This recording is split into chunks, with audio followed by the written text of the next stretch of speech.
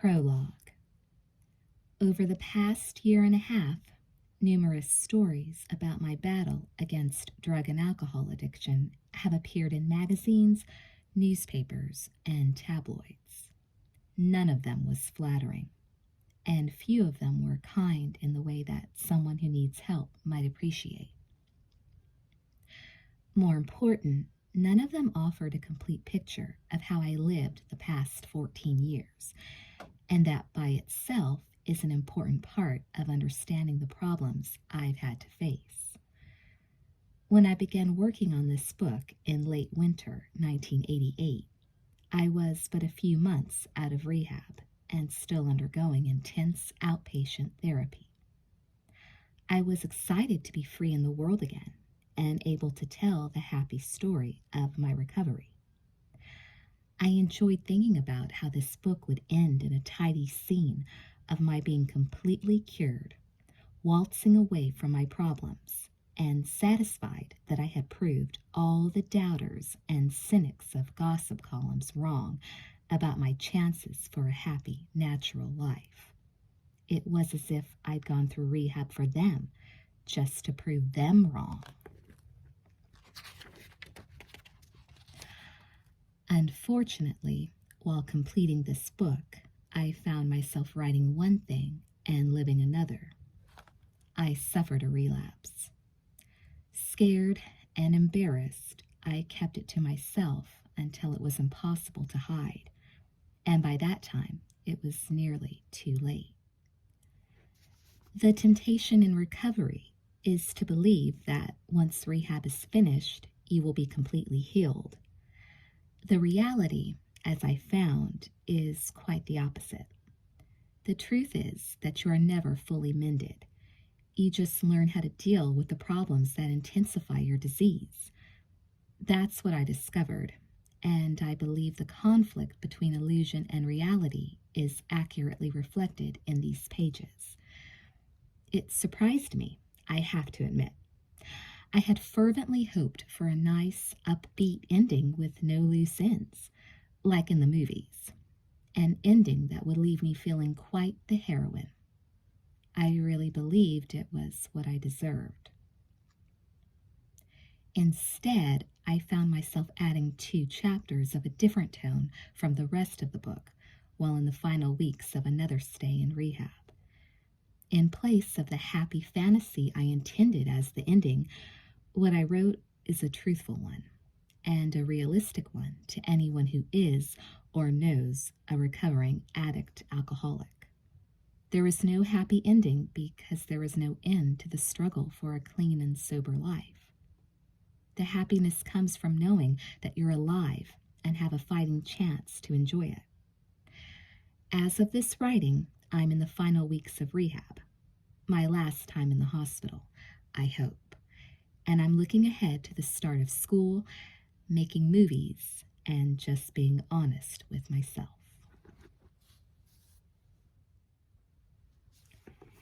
Chapter 1. Headlines. It was the best time of my life.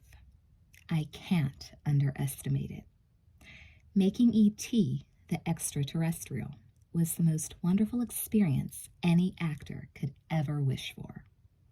Just imagine a little wide-eyed, giggly kid in pigtails making that movie, and you get a sense of what it was like for me. I was a 6-year-old girl who always preferred make-believe and fantasy and playing dress-up to reality. Anything where I could lose myself in another character. And then I was introduced to this wonderful, cute, wrinkled creature named E.T. I fell in love. To me, E.T. was extremely real. Yes, I knew he was something Steven Spielberg created, but I actually believed in him. I could touch him, hug him, kiss him. He put his arm around me. From the moment I saw him, E.T. instantly became my best friend. On lunch breaks, I used to take my food into the room where he was kept, sit down beside him, and carry on a conversation while I ate. I talked to him about my mother and where we lived. If it was cold outside, I wrapped a scarf around his neck. I was always excited to be with him. Occasionally, some of the older crew members sat down with us and tried speaking to E.T. When he didn't answer, they asked how come he talked to me and not to them. He's very shy, I explained in my most serious little girl voice, and I think he prefers talking to kids. One day, when filming was near completion, I got very sad and depressed, which was the opposite of my usual light-hearted and laughing self on the set. Stephen asked what was bothering me, and I told him that I dreaded having to say goodbye to E.T. Who would ever want to lose a friend like him? But Stephen understood. He told me that I could visit him whenever I wanted. That was exactly what I wanted to hear. Letting out a cry of delight and grinning from ear to ear, I ran over to E.T., wrapped my arms around him, and planted a big kiss on his rubbery cheek. Like I said, it was the best time in my life.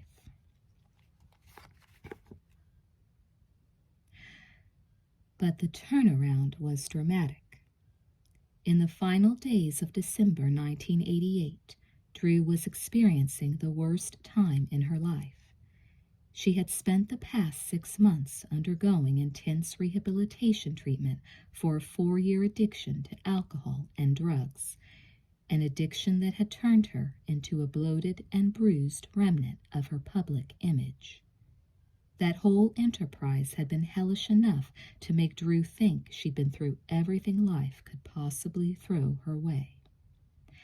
However, on the eve of her long-anticipated pre-Christmas discharge from the ASAP Family Treatment Center, the private drug and alcohol hospital where she had been residing off and on since early summer, Drew and her mother, Jade Barrymore, were delivered a startling jolt of bad news.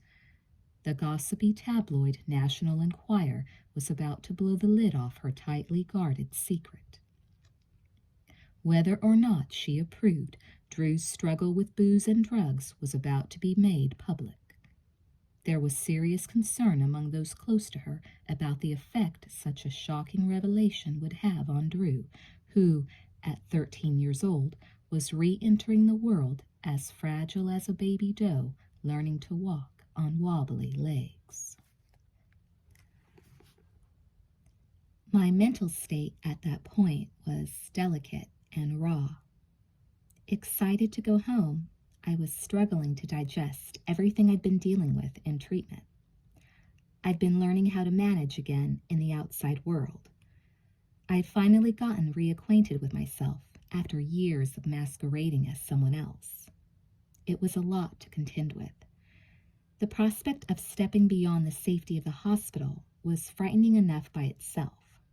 I didn't need to be worrying about gossip columns magnifying and distorting the difficulties I'd been trying to overcome. Needless to say, I was furious. While everyone else, including my mother and my therapists, grew dizzy from concern, I erupted into a rage, a huge, horrible, angry outrage that evidenced the dark and temperamental side I inherited from my Barrymore ancestors. It seemed to vent my frustration some. And then I cried. I cried so hard I found myself huddled in bed, trembling uncontrollably. A low self-esteem had plagued me for years, almost as far back as I can recall, and repairing it had been a major part of my treatment at ASAP. Consequently, imagining the god-awful headlines, Drew Barrymore, cocaine addict at 12 years old, or Barrymore burns out in teens, and the impression people would get of me was all my worst possible fears come true. I would have been the last person on earth to deny my problems, but I wanted to have the option of confessing them. In the position I found myself, I felt helpless, like a drowning swimmer gasping for air. I didn't know what to do, and I fell into the worst depression. In the years since making E.T., Drew had matured into a stunning teenage beauty who, by all accounts, had grown up much too fast for her own good. 6 years and more than 700 million in box office receipts had passed since Drew, playing the effervescent Gertie, nearly stole scene after scene from the lovable alien in what became the most successful movie and video in history. Yet the downcast teenager who sat on a hospital cot, pondering an invasion of her privacy, bore only scant resemblance to the winsome child who had charmed audiences with her wide eyes and ear-splitting scream. Drew's innocence had vanished along with her youth. In June, she had been admitted to the ASAP hospital after an all-night drunken binge left her ill and babbling incoherently. 3 months later, she was readmitted to the hospital after a 2-day cross-country jaunt fueled by cocaine, alcohol, and a credit card taken without permission from her mother. On the threshold of her release from rehab, Drew was only beginning the lifelong process of recovery. She clearly recognized what she had previously chosen to ignore, that her consumption of drugs and alcohol was in inverse proportion to her ability to handle them. However, if she was to remain sober, like any addict, she had to go beyond simply identifying the obvious symptoms of her sickness: hangovers, irritability, and constant fighting with her mother. Drew had to address and solve the underlying issues that caused her addiction, what the crux of treatment had been all about. In retrospect, entering the hospital and confronting my problems was a matter of life and death. There's no underestimating that. For years, I was so busy trying to mask the pain and fear that I always kept hidden, from myself as well as from everyone else, that I became a stranger to myself and my own worst enemy. Stuck on a one-way avenue towards self-destruction, I have no doubt that I was writing my own obituary. I had to break out of that pattern of behavior. I had to accept that I was an addict alcoholic, and that proved the most difficult challenge I ever had to confront. But the most frightening aspect of the whole process was facing myself. When I entered the hospital, I couldn't even sit in a room alone. The person I'd become was no one I wanted to hang around with. I had built a wall around me so thick and so high that even I couldn't penetrate it. Of course, I didn't really want to. On the outside, I was this tough girl who thought she could handle anything. Boy, was I deluding myself, though. In truth, I was anything but that well-adapted character. Actually, I was this vulnerable little child, bruised and tender on the inside. A kid who refused to acknowledge the tremendous pain that had built up and been ignored over time. In a bit of twisted logic, I dealt with that reality by not dealing with it. I numbed myself with alcohol and drugs. As a girl, I once entertained thoughts of becoming a construction worker. I had this image of myself walking along the iron girders of a high-rise building, performing my tasks without regard for the dangers of being 20 floors above the ground. But acting was like that too. Exciting. And I craved the work I got in the films Firestarter, Cat's Eye, Irreconcilable Differences, and See You in the Morning. Acting is all I've ever thought of doing. It's something I've been inexplicably drawn to by enthusiasm and ambition. However, what I never admitted, not even to myself, is that my desperate need to perform was fed by a deep-seated insecurity and low self-esteem. I hungered for the love and affirmation I felt was absent from my life. It was my private wound, a wound that festered and grew over the years. Yet stardom has always been a role which I've never really accepted. It's never seemed real, like anything I could identify, and yet fame is something that has to be dealt with. I've always grappled with the clash of image versus reality. The public saw me as Drew Barrymore, movie star, while I viewed myself quite differently, as a sad, lonely, and unattractive girl with not much to her advantage. Fame changed everything so suddenly. Virtually overnight, everybody knew me, and yet nobody knew me. I mean, the real me. From early on, I was always this remote, dreamy little girl who loved escaping reality by acting in movies. I desired the attention and recognition as much as I liked becoming a different character. Without work, I believed I was nothing. I was horribly insecure. It wasn't what anyone imagined me, Drew Barrymore, the celebrated actress and heir to the great Barrymore legacy, to be like. I was supposed to be, as Steven Spielberg once told reporters, this perfect 7-year-old going on a mature 29, and that's the way I behaved. I always felt as if I had to live up to such incredibly high expectations. It was hard on me emotionally, and I believe it made people think I was someone who I wasn't. I'd walk into a restaurant or some room where there were other kids and sense that everyone was looking at me thinking, I'm sure she's the biggest snob or brat on earth. But I wasn't. I was really this frail little thing who wanted to shout, hey, I didn't want to be famous. I just want to be loved. I'm scared. I don't know how to deal with this. Growing up, an only child raised by a single working mother, I was riddled by insecurity, always fearing that people wouldn't like me. How could they? I thought. My father hates me. My mother likes me only for the money I earn, and I know for damn sure that I'm nothing but a worthless piece of flesh. As I got older, the problems magnified, and it became harder and harder for me to deal with them, especially between projects. Without the ego boost of work, I got into trouble with liquor and drugs by trying to run from everything, or to numb it. I was the party girl on the run. If I was high, I thought, everything was fine. The trouble was that I had to be high all the time. By the time I got into rehab, my life was completely out of control. Everything was just so screwed up and so off-kilter that I couldn't handle my life. On the surface, people might blame Hollywood for my troubles. It would be easy to cast me as a fast-lane victim of the glitter and glamour, but that's not remotely close to the truth. If anything, work was my saving grace, the one tangible thing I could always rely on to boost my sagging self-esteem and confidence.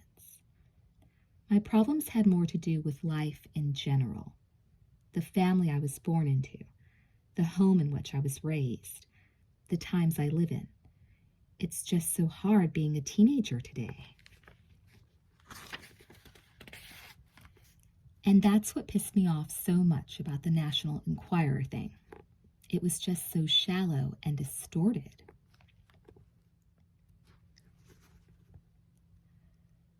Nowhere is perception more clouded by illusion than in Hollywood, the place that made Drew the most loved child star since Shirley Temple. She became a fifth-generation actor and celebrity in a family whose name figured prominently in entertainment circles going as far back as England's George III. To the public, she was a charmed Cupid doll, a pint-sized prodigy living out a fairy tale existence. As she grew, Drew was photographed smiling, frolicking at play. As far as the public was concerned, she had money, fame, and attention. Problems? Not Drew. She was, after all, a Barrymore. But that alone should have been clue enough to a more unsettling reality. For if acting was part of the Barrymore legacy, so too was the pall of tragedy. Drew's grandfather, John Barrymore, one of the finest Shakespearean and movie actors of the 1920s and 1930s, drank himself to death at age 60. Aunt Diana Barrymore admitted her self-destructive hunger for booze and drugs in the 1957 bestseller, Too Much, Too Soon. Likewise, Drew's own father, John Drew Barrymore, whom, by the time of her hospitalization, she hadn't seen in 7 years, had a lengthy history of alcohol and drug-related problems. Given her tender age, there was little reason to suspect Drew would also succumb to the dark Barrymore destiny. As far as anyone imagined, she appeared to be a sweet, lovable scamp, radiating easy smiles and infectious giggles, and brimming with the endless possibilities of youth.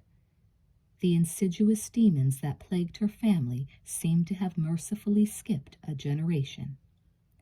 Yet, unbeknown to anyone, Drew's precocious movie stardom was accompanied by a more shocking precocity off-screen, a premature appetite for drinking and drugs.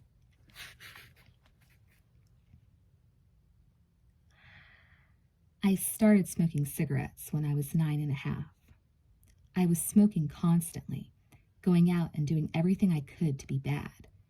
It wasn't long before I began thinking, well, if I smoke cigarettes, I can drink. It was an easy step, one that I didn't take alone. I started drinking with friends when I slept over at their houses, just sneaking a drink here, a beer there. After a while, though, drinking became the only way I thought I could have fun. Only I didn't drink to have fun. I drank to get drunk.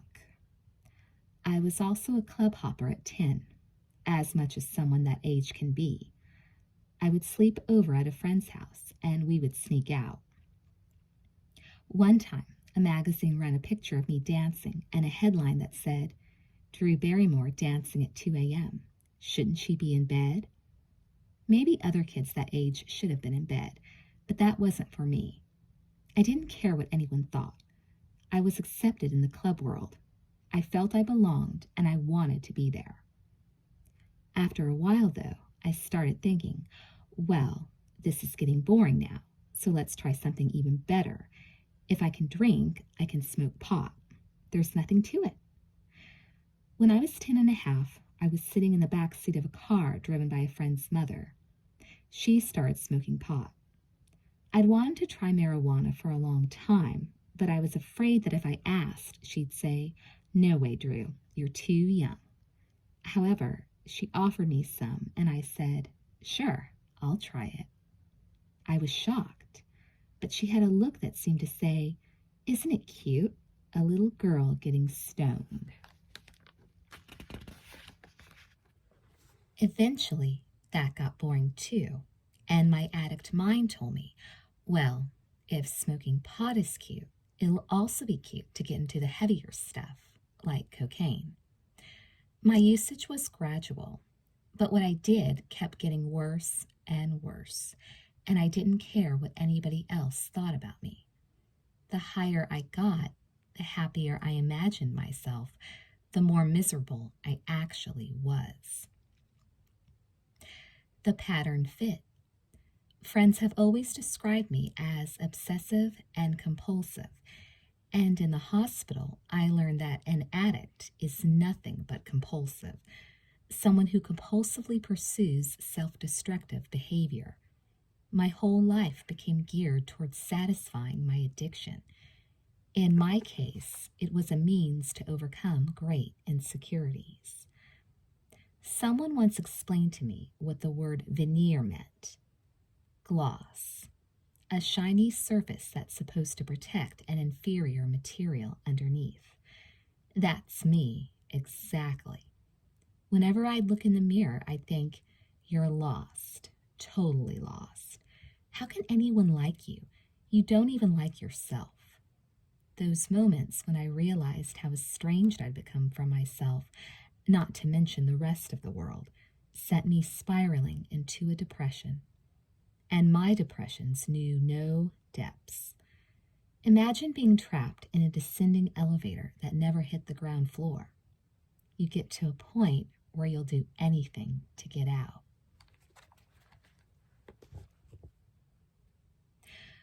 With her December release from ASAP imminent, Drew could look back upon her 6 months in the hospital and see how mistaken she was about her own condition when first admitted in June. Back then, in her own mind, she was the worst case scenario. No one could possibly have sunk to such depths, she thought. Now Drew could see how wrong she was. However, it had taken quite a while in rehab before she arrived at an important realization. She wasn't the worst case, not even close.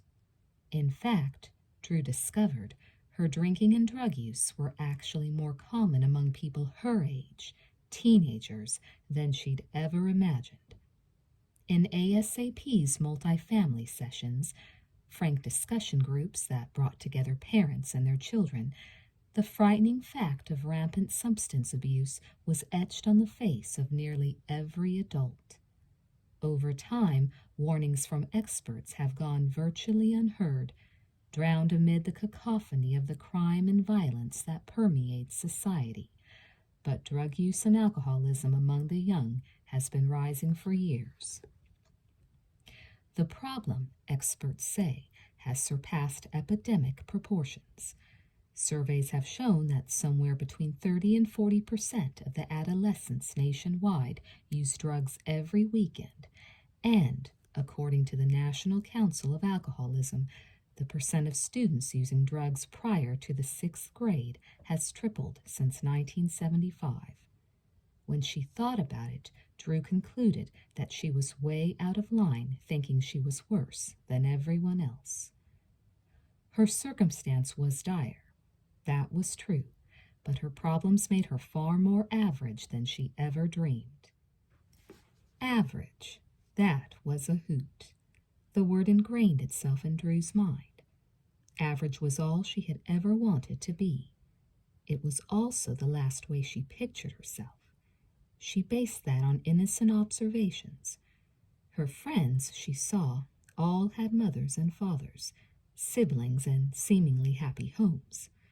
Compared to them, Drew thought of her own life as empty, depressing, and bereft of the laughter and familial warmth she tried so desperately to absorb when visiting her playmates. That's what gave acting its importance. The ensemble feeling that arose from being part of a production crew, the approval won from good work, it all fulfilled a desperate emotional need. Unfortunately, Drew learned, these rewards were temporary. The end of a film always proved traumatic. She'd get close to people, then be yanked away and had to go back home, which sent her spiraling into a depression. Early on, Drew learned not to count on her father, a volatile man of unpredictable personality who seemed determined to make her life miserable every time she saw him. And her mother, a part-time actress, worked so many jobs to make ends meet that Drew grew up feeling abandoned and starved for affection. There were times when Drew would have gladly and quickly traded all her acclaim from acting to be more like her pals at school.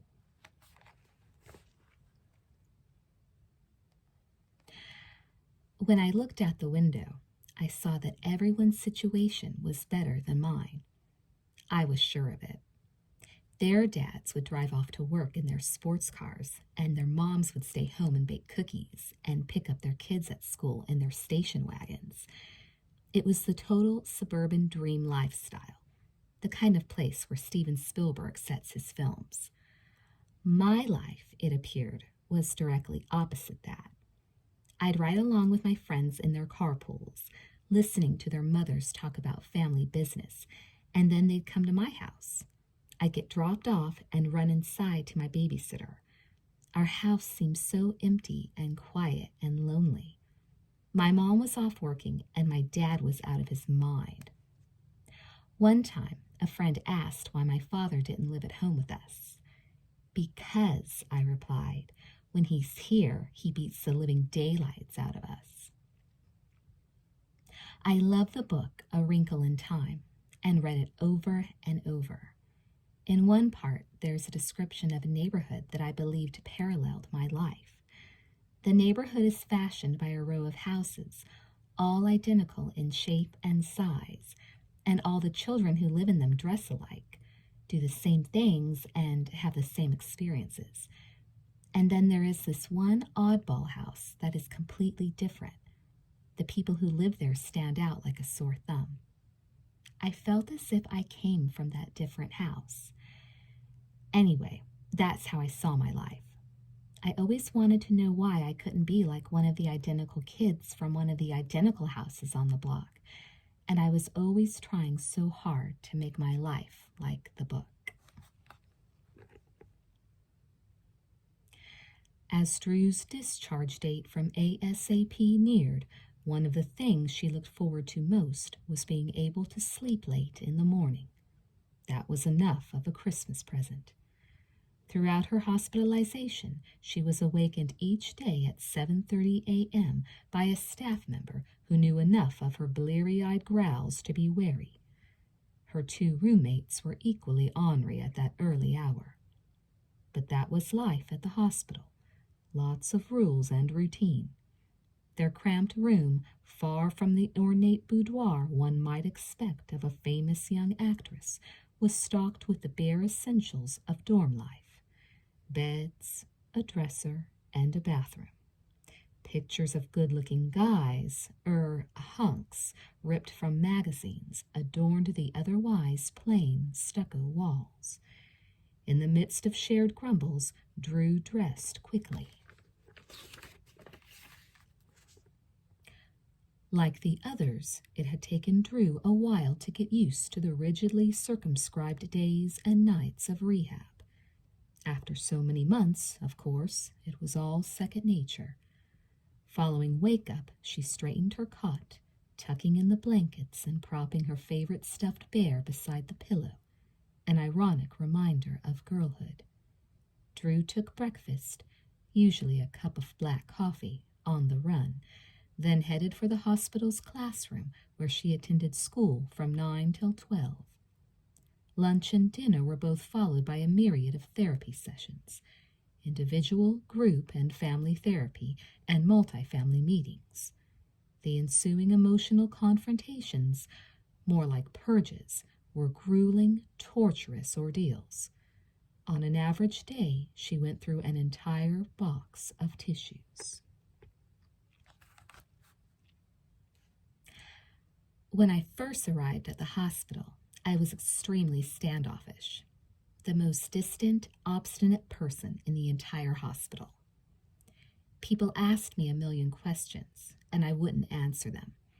I just sat in the various groups, twirling the ends of my hair around my fingers, letting whatever anyone said drift in one ear and out the other. Nor did I participate in any of the discussions. I wasn't going to admit that I had any problems. No way. That meant facing up to everything that I'd been running from. Yet the pressure building inside me was enormous. The emotions I worked so hard to suppress were straining to get out, pushing against the seams of my consciousness. It was the program starting to work. Whether or not I wanted to admit it, which I didn't, the various therapies were affecting me. I didn't want to acknowledge that, though. All I wanted to do was drink my coffee, smoke my cigarettes, and get the hell out of there. Just do my time and be out with my friends. That was my frame of mind. Then one afternoon in the cafeteria, during lunch, I overheard these 2 older girls talking about how messed up they were before they came to the hospital. I thought I was bad, but as I listened, I realized they were in it a lot deeper than me. They'd been doing lots of cocaine, speed, anything they could get their hands on. They experimented with different drugs, like acid and pills, and stole from their parents' medicine cabinet. One of them had even been arrested for stealing a car radio. "What'd you do?" one of them asked me. I told her about my 2-day drug-induced romp from New York to Los Angeles. "Yeah?" She raised her eyebrows. "Well, I've heard worse. You have? I said, surprised. You bet. Everyone has. You just got here. But you'll see. You come in thinking you're the worst piece of shit here, but you learn different. We're all the same. Screwed up kids with screwed up parents living in a screwed up world. I smiled. You scared? She asked. Yeah, I nodded. I was too, at first. You think a rehab hospital is like one of those gruesome prisons, like in the movie Midnight Express. But it's not. This is a bad place, but in a good way, if that makes any sense. It made sense. By the end of December, it made lots of sense. Drew didn't want to conceal anything from anyone. She knew well the dangers of that. Drew had used her ample talent as an actress to conceal her addiction from her mother. She'd turned on Drew Barrymore, actress, smiling and sweet, laying on the saccharin coating heavy and thick, and for a long while that got her by.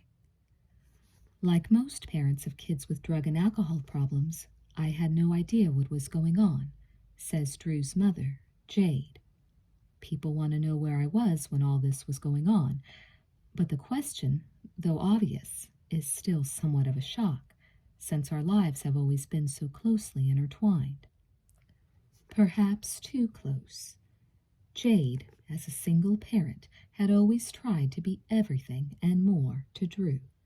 Mother, father, best friend, confidant, and gopher.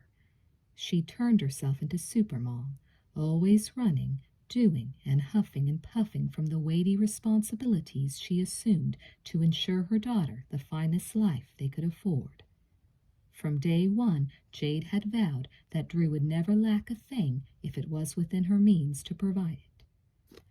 Clothes, the best schools, the choicest film roles. She did so many things to show Drew that she was loved. If she grew up with tunnel vision, Jade says, then it's my fault. However, in the end, nothing seemed to matter. Drugs and alcohol changed Drew, exercising infinitely more power and influence than her mother ever could. Jade, like many other parents, missed the warning signals.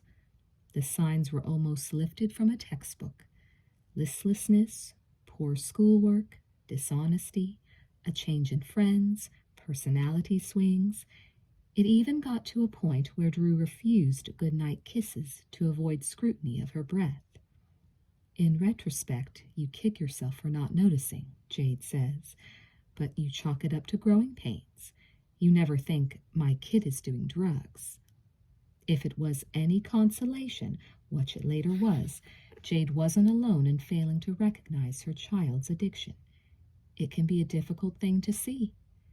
Addicts, instead of admitting they've lost control, spin ever more complicated webs of lies and alibis to cover up their problems, and those people who are closest to them often find themselves unwitting abettors or codependents to the addiction. They're often so involved that they don't or can't recognize the problem until it's too late. The relationship is nearly as dangerous as the addiction itself.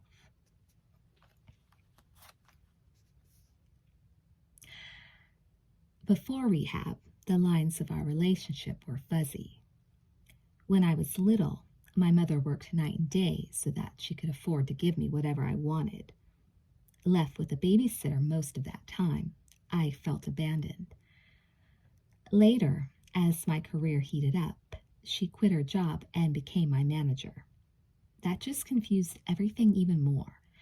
Not only did I harbor a long-standing anger toward her for abandoning me, but I also imagined that my primary worth to her was the money I earned.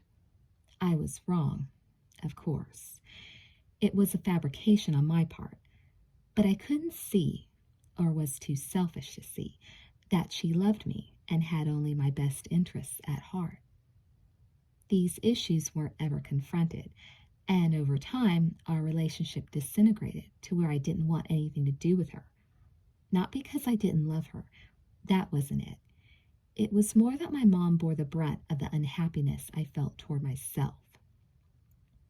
The angrier I was at myself, the angrier, nastier, and meaner I was to her. She'd react in ways that only fed the inferno of my temper, and our problems escalated from there. It's funny.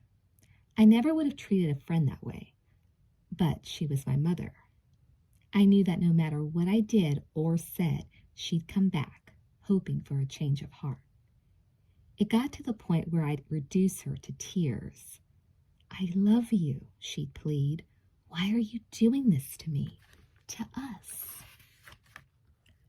I didn't know what to say. Of course, when I needed a shoulder to cry on, I went to her, me playing the great manipulator. But the minute my tears went away, so did I.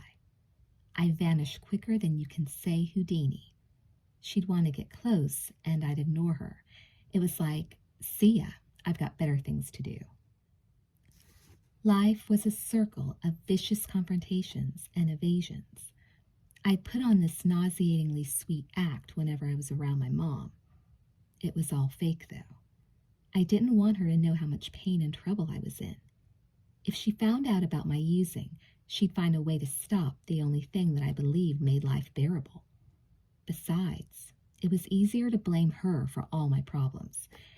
If she was mad at me, well, that proved what a jerk I was, which was reason enough to get loaded.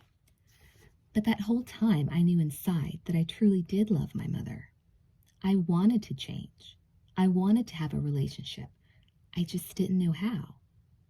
Thanks to me, she forgot as well. I'd gone too far over the edge. I didn't even know how to say I love you without acting, and that was scary. In the hospital, I learned to confront my fears. I had to recognize them, write them down, articulate them, explain them to others, and then figure out how to work through them. Nothing was sacred. The process makes you feel like a punching bag being pummeled by an unrelenting Mike Tyson. It's draining, exhausting, and painful, but it works. In late October, E.T. was finally released on home video amid much hype and ballyhoo. I wasn't aware of the event. However, one night I was eating dinner in the cafeteria, staring vacantly at the television turned to the local news. Then the anchorman mentioned something about E.T., which startled me out of my daydream. And a moment later, I saw a photograph of me at age 7 flashed on the screen. "Oh, Gertrude, you space cadet," someone chided me. I'd heard teases like that for years and laughed along with the others. But the image that confronted me on the television screen was too startling not to have an effect. It was like seeing a ghost of yourself from an earlier life. I got a sudden rush of nerves and anxiety. I was intensely frightened and wondered if anyone could see me trembling. See, in rehab, you get to a point where you feel very safe and protected, and I was at that point. I had forgotten, as much as I could, that I was Drew Barrymore, the celebrity. I was relearning how to be an ordinary, average kid. But when my face came on the screen, all of a sudden it was as if I was open and vulnerable to the world. For the next few days, though, I talked about that experience, my fright and sense of vulnerability, and discovered that being open and vulnerable to the world was an inescapable part of being alive. Somehow that chance encounter with the image of myself on TV became the turning point in my treatment. No longer was I going to run from my fears. Instead, I decided I was going to confront them. As the weeks turned into months, I began earnestly working the program, grappling with the big issues of my life, my relationship with my mother, with my father, and my sobriety. I began participating in my therapy, revealing my hurts and fears. Most important, I recognized that vulnerability wasn't a sign of weakness, but a part of being human. For the first time since who knew when, I found myself enjoying my age rather than acting it. It was as if I'd made a new friend. Me.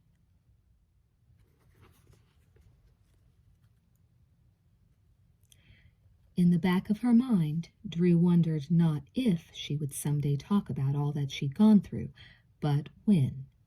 She didn't tell anyone of her plan. It was her story, after all. She didn't need anyone's permission to speak, and she felt as if she'd know when the time was right to bring it up.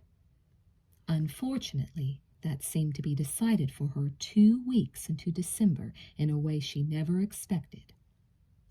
One afternoon, Jade arrived at the hospital to take Drew to a dentist appointment. As she waited beside the outer reception desk for Drew, a father who had told ASAP officials he was interested in admitting his teenage daughter asked Jade what she thought of the program. He had just finished touring the facility with a treatment coordinator who had noted the unusual curiosity with which he studied each patient's face. Jade answered his questions until they seemed to cross an understood line of politeness. He was getting too specific, what one might term downright nosy. Then, without warning, Drew came bounding out, greeting Jade with a hug and the man with a skeptical nod. His eyes seemed to light up. He tried to strike up a conversation. "Aren't you Drew Barrymore?" he asked. "How is your treatment going?" Alarm bells suddenly went off inside Jade's head. Her piqued suspicion turned into paranoia. Grabbing her daughter's arm, she and Drew sprinted outside to their car, leaving the mysterious gentleman behind. Not for long, though. The tabloids were on the case. It confirmed their worst fears. Reporters continued calling for days. Their hearts sank. The elaborate precautions everyone had taken to keep Drew's treatment out of the gossip columns had suddenly been blown, and it didn't take a genius to know that this was going to be exploited for all it was worth. Headlines in the January 3rd, 1989 edition of the National Enquirer, printed in glaring yellow letters, trumpeted the alarming news. E.T. star in cocaine and booze clinic at 13. The shocking, untold story. No attempt was made to hide the story from Drew, but there was concern over how she would react. However, she had already considered her reaction.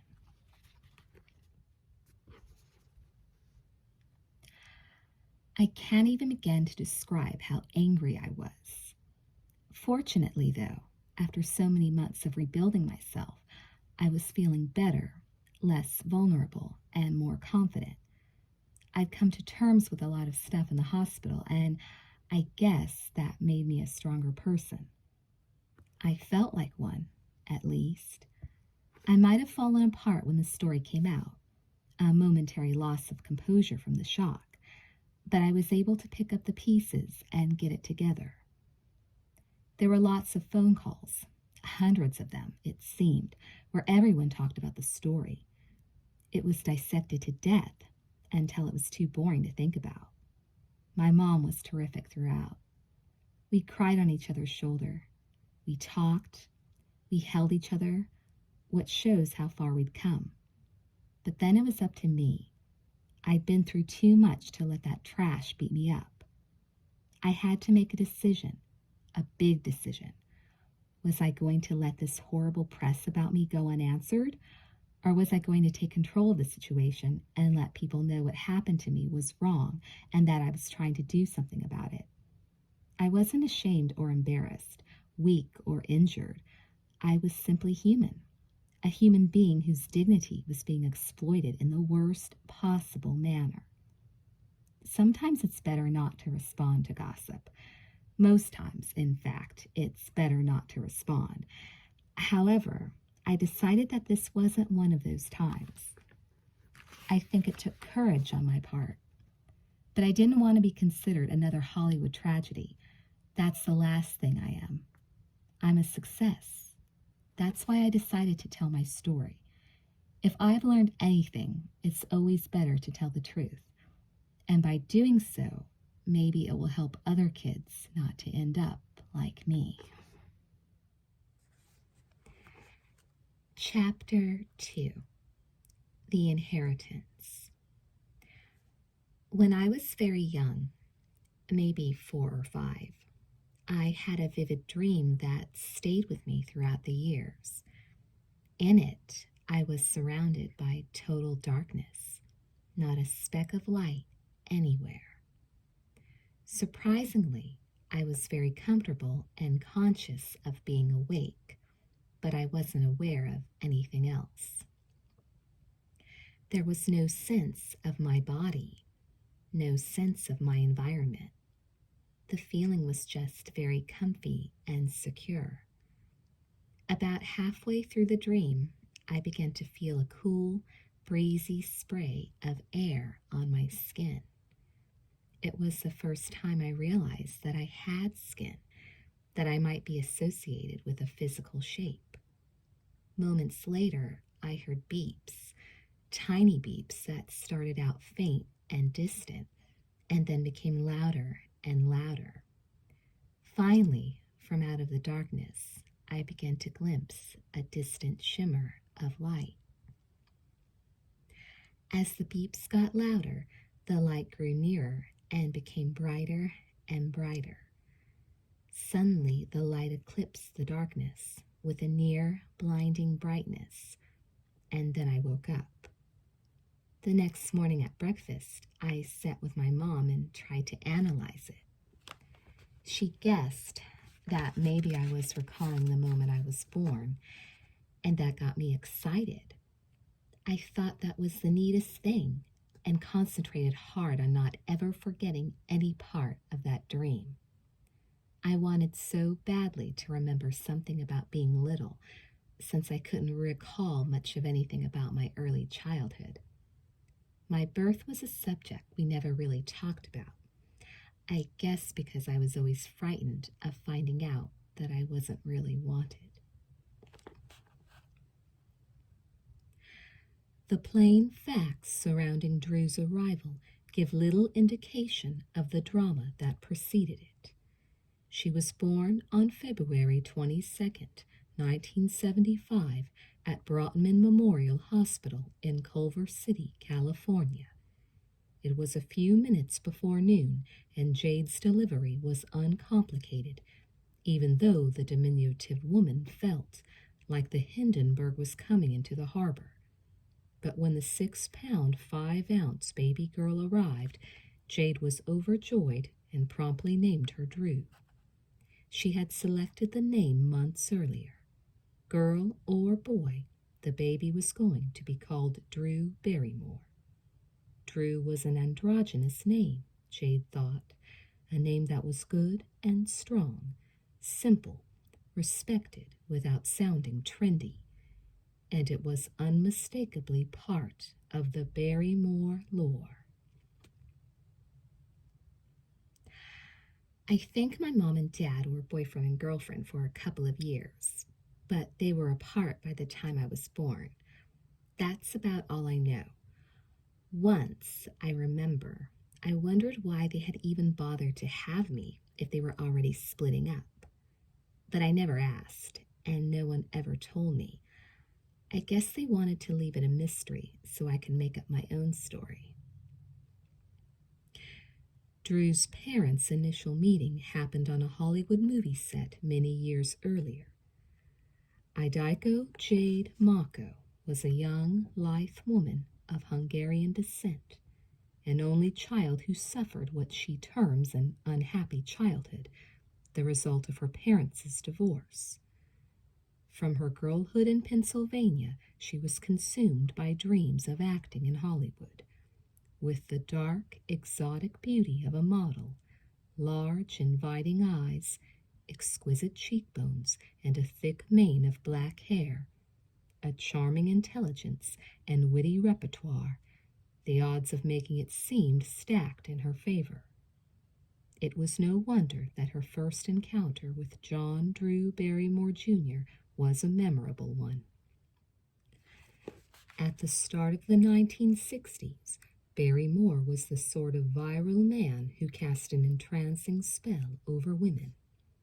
He possessed dashing good looks, inherited from his father, the great actor John Barrymore, who was called the greatest lover of the screen, and there was about him a bohemian charisma, a sense of wild adventure and passion in living for the moment.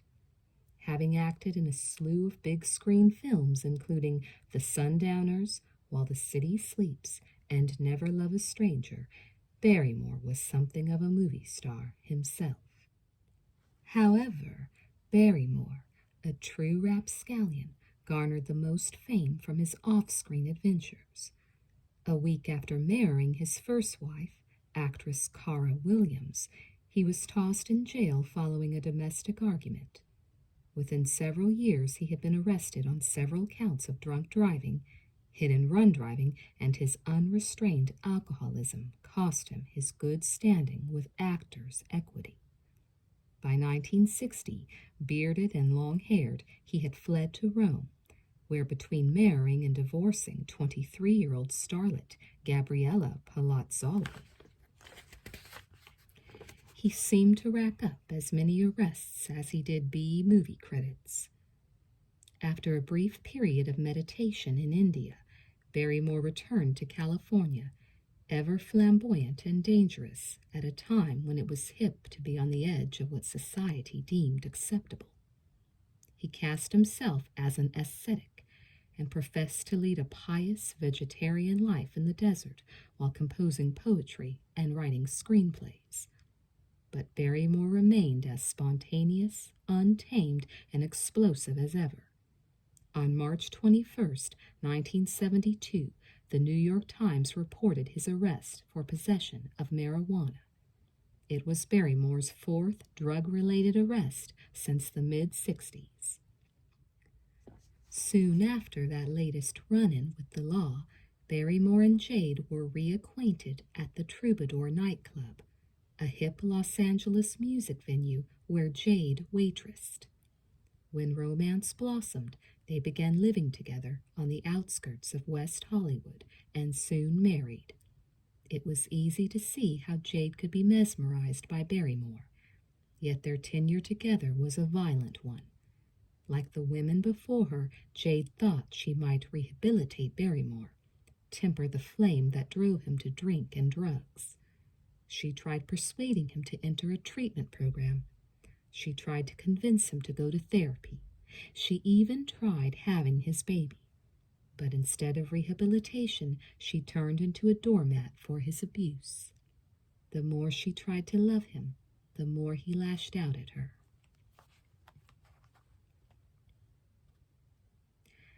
Ethel Barrymore, Drew's great aunt, once asked, "We who play, who entertain for a few years, what can we leave that will last?" She needn't have worried. The Barrymore family, prominent in entertainment circles since the days of England's George III, has continued almost in spite of itself. Each generation has been blessed with its share of talent, beauty, fame, and intelligence, yet the hallmark of each generation has been a penchant for self-destruction.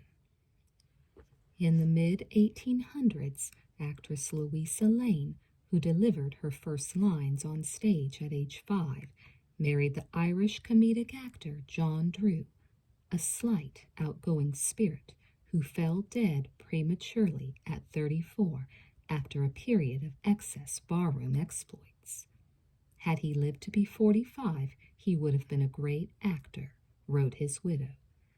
Their daughter, Georgie, a strikingly beautiful blonde who made her stage debut at 15, was swept off her feet several years later by a flashy young British actor whose dapper taste in clothes and stiff, proper accent cultivated an air of charm and polish.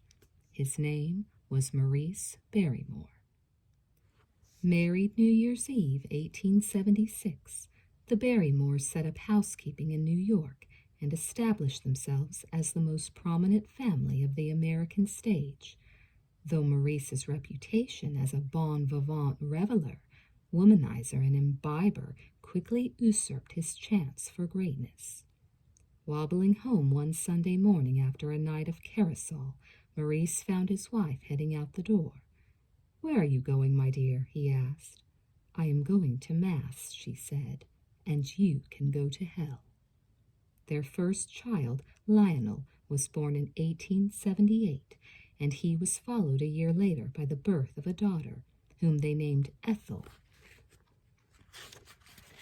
after a character in Maurice's favorite novel, Thackeray's The Newcomes. Their third child was born February 15th, 1882, and christened John Sidney Barrymore.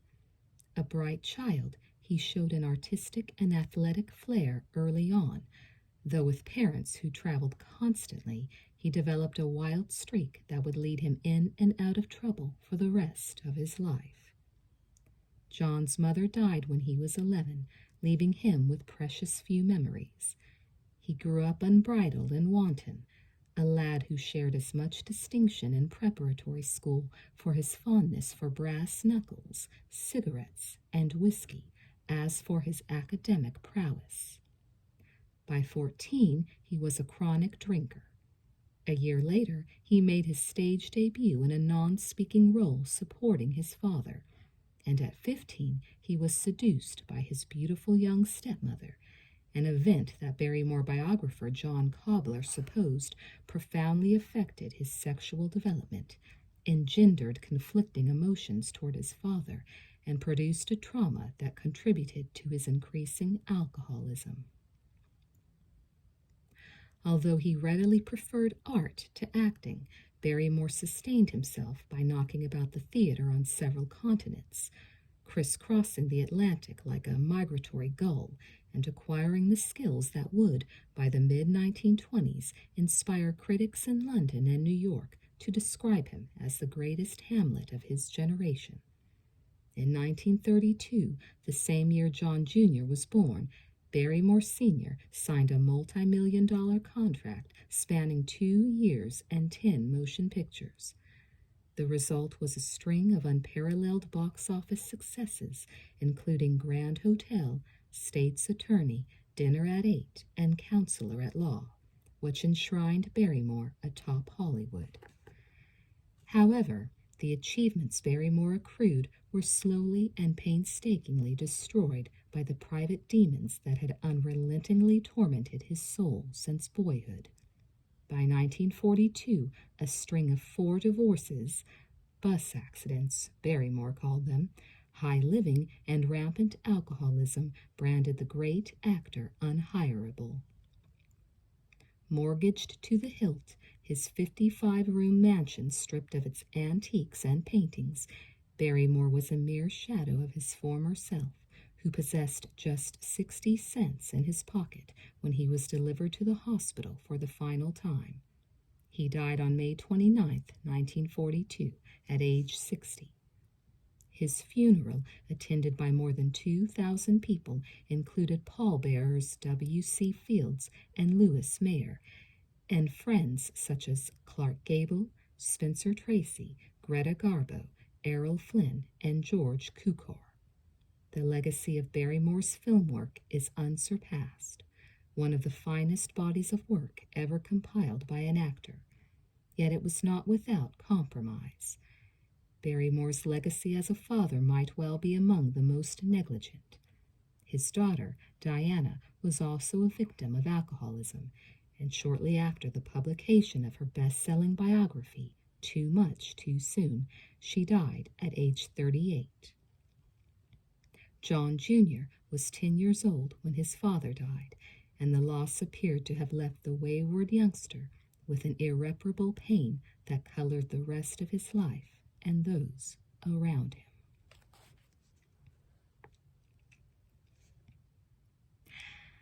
My mom hated going into descriptions of my father, no matter how I pleaded. Of course, I didn't begin to ask her anything until I could talk, but even then I learned that he was a pretty sensitive subject. I'm sure it was very emotional for her to relive everything, or whatever parts she told me about And so I learned about my father only gradually, in bits and pieces, over the years. I can remember actually seeing my father only a handful of times, the last time when I was 7 years old. By then, of course, I had a pretty good picture of who he was and why it was dangerous to be around him. But there was still so much that I didn't know. Like, I was curious about his and my mom's relationship and why they had me if they were already broken up and all that stuff. I was probably 10 or 11 years old when I finally summoned the courage to ask my mother about that. It was afternoon, and we had fallen asleep on the couch together while watching TV. Both of us kind of woke up at the same time, feeling drowsy and close, and without giving it any thought, the words just kind of slipped off my tongue, softly and easily. "Mommy," I asked, "what did Daddy do?" She looked at me as if she didn't understand. I mean, what was one of the big things Daddy did to make you really not want to be with him anymore? My mom's eyes widened. She looked surprised, but probably not nearly as surprised as I was when it seemed that she was actually going to answer my question. She took a moment to collect her thoughts, a long moment in which she drew a deep breath. Then she started in a soft voice that I wouldn't have heard if I hadn't been lying right beside her. "Sweetie, when I was pregnant with you," she purred, "I wanted you so badly. I couldn't imagine wanting anything more than you. I felt so lucky to be pregnant, and I wanted the world to roll out the red carpet for you. I dream of what a wonderful life you'd have, and of how strong and beautiful you'd be. But it was a battle. Your father thought a baby would solve all of our problems." "And?" I asked. "Well," she said hesitantly, "it didn't. He was as bad and as obsessive and as violent as ever. So I left him. I had to, not just to protect myself, but to protect you too. And that just made him angrier and more resentful." Then Mom started to cry, and I started crying along with her. She didn't want to continue the story, but I urged her on, begging and pleading that she had to. After a minute or two, she dried her tears and then told me that the rest might be too painful for me. "No, it's okay, Mom," I said. "I have to hear it." I guess she felt I was right, but as she began recounting that tale, I realized that she was right too. The rest of the story was painful. Although my dad thought a baby would mend the troubles in his relationship with my mother, it didn't. He was unable to handle the pressure of my mom's pregnancy and showed it when his anger reared its violent head. He raged at her all the time. Then one night, she said, he went berserk and beat her up. He hit her and kicked her in the stomach. I suppose he was trying to make me die inside her. Finally, though, someone heard her cries and came to her rescue and took her to the hospital. "But we survived," she said. "Both of us survived." The apartment Jade brought Drew home to from the hospital was a comfortable one-bedroom duplex in West Hollywood, a middle-class neighborhood populated by an unusual mix of artists, Hasidic Jews, and senior citizens. The sun streamed in from large windows, making the plain furnishings appear brighter than they actually were. Jade filled her baby daughter's tiny bedroom with a menagerie of stuffed animals, determined that she would have the best of everything she could afford, which wasn't much on her meager income.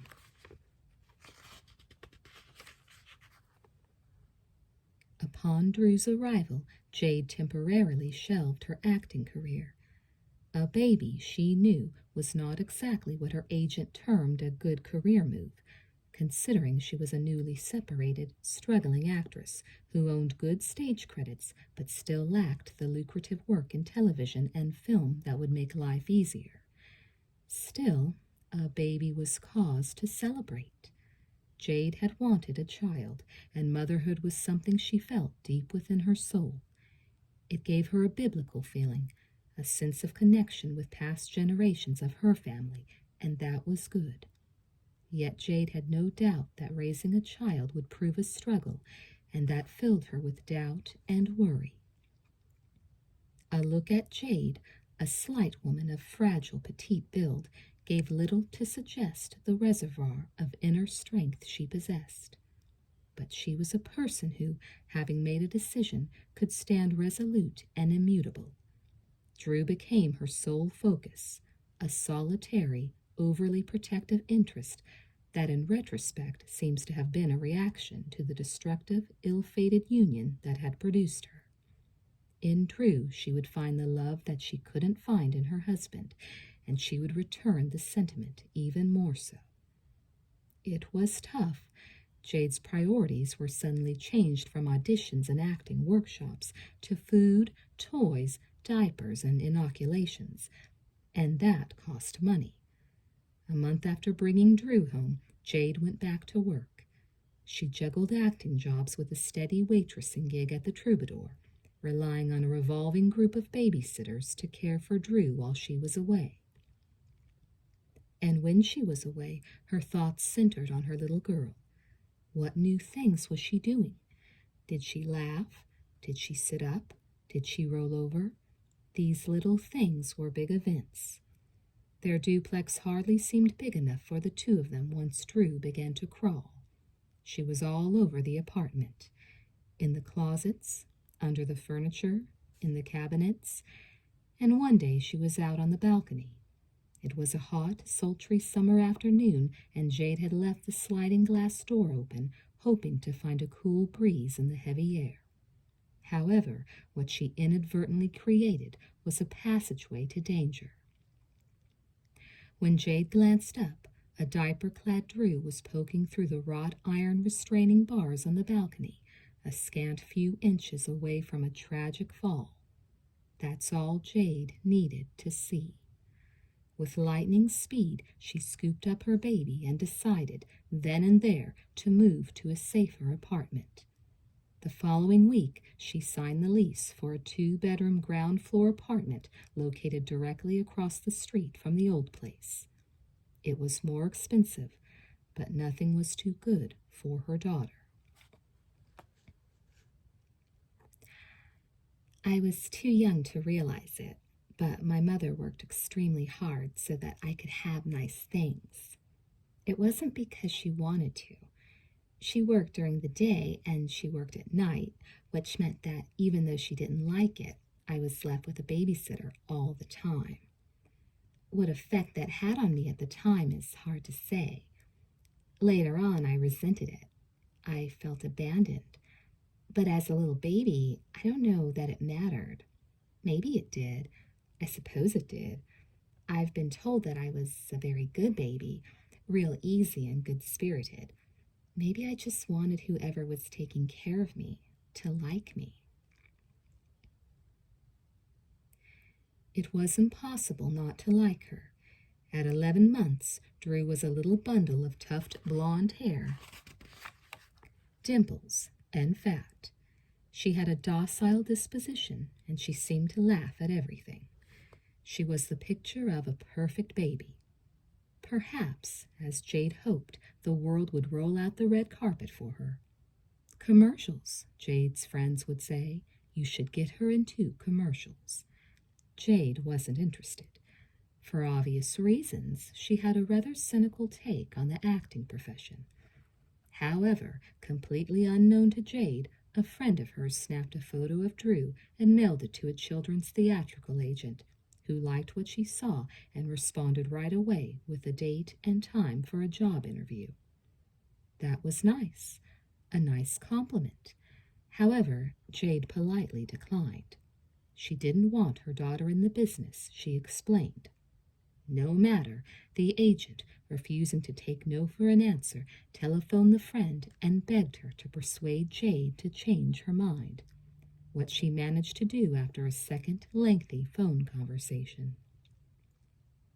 They showed up at the appointed place, a big, empty Hollywood soundstage, and entered the outer waiting room only to find it jam-packed with what seemed like every baby in Los Angeles.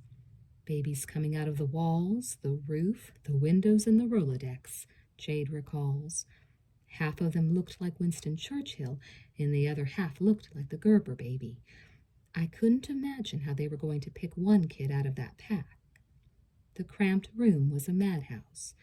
Babies cried, nursed, crawled, kicked, and wept. The wait seemed interminable as each child was individually screened. Finally, the casting director called Drew's name, and Jade carried her onto the set.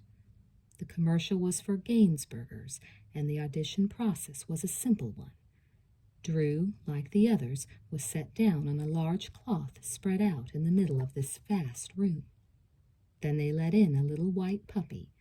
The child's reaction was studied. If they cried or tried yanking the dog's eyes out, they flunked. And if they just sat there, that too was grounds for dismissal. Drew did neither. She laughed when the puppy came running in. Then she stuck out her hand and the puppy licked her. She then started nuzzling the pooch. Suddenly, though for no apparent reason, the tiny dog bit her.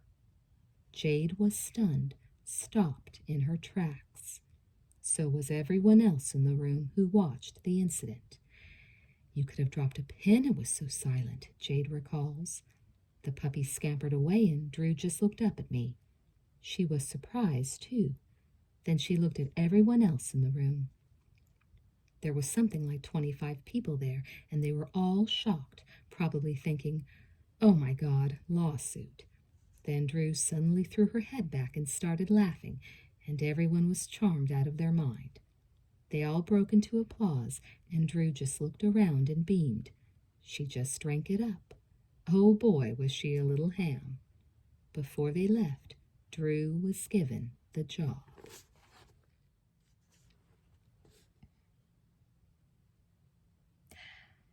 I didn't work again until I was 2.5. I was in a made-for-TV movie, which I think is my earliest memory of working.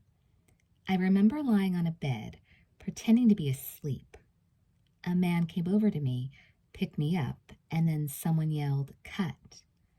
Oh yeah, I played a boy in that movie.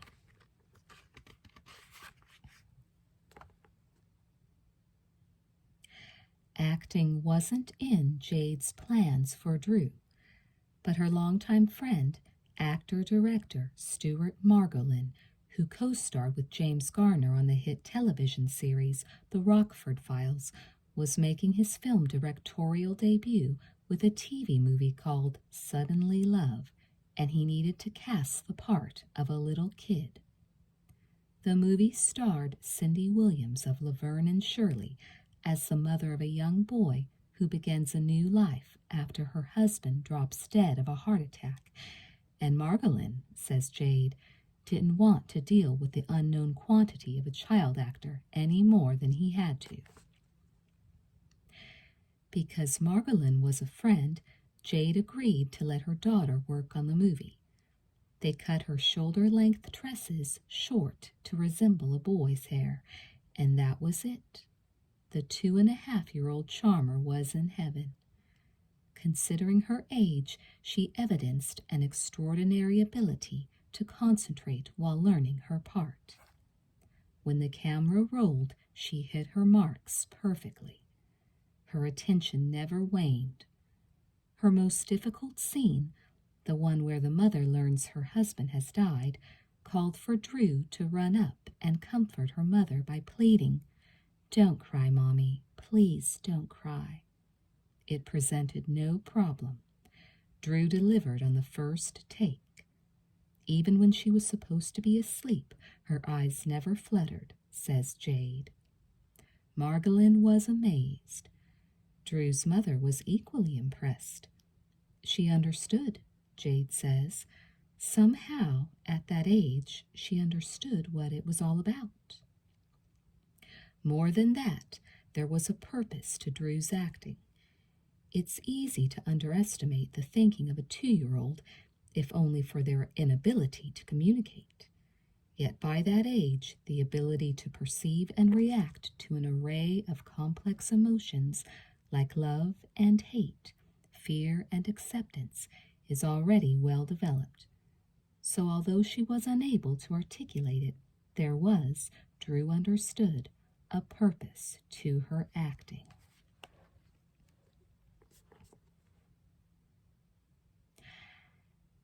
The earliest memory I have of my father isn't pleasant. I was 3 years old. It was afternoon, and I was wearing a pair of jeans and these cute Mickey Mouse suspenders, a favorite play outfit. My mom and I were standing in the kitchen, doing the laundry, taking the clothes out of the dryer, folding them into the basket, stuff like that. I was mostly dancing around the room while my mom did the work. Suddenly the door swung open, and there was this man standing there. I yelled, "Daddy!" Even though I didn't know what he looked like, I just automatically knew it was him. He paused in the doorway, like he was making a dramatic entrance, and I think he said something, but he was so drunk it was unintelligible. It sounded more like a growl. We stood there, staring at him. I was so excited to see him. I was just coming to the age where I noticed that I didn't have a father like everyone else, and I wanted one. I didn't really know what my dad was like, but I learned real fast. In a blur of anger, he roared into the room and threw my mom down on the ground. Then he turned on me. I didn't know what was happening. I was still excited to see him, still hearing the echo of my gleeful yell, "Daddy!" when he picked me up and threw me into the wall. Luckily, half of my body landed on the big sack of laundry and I wasn't hurt. But my dad didn't even look back after me. He turned and grabbed a bottle of tequila, shattered a bunch of glasses all over the floor, and then stormed out of the house. And that was it. That was the first time I remember seeing my dad.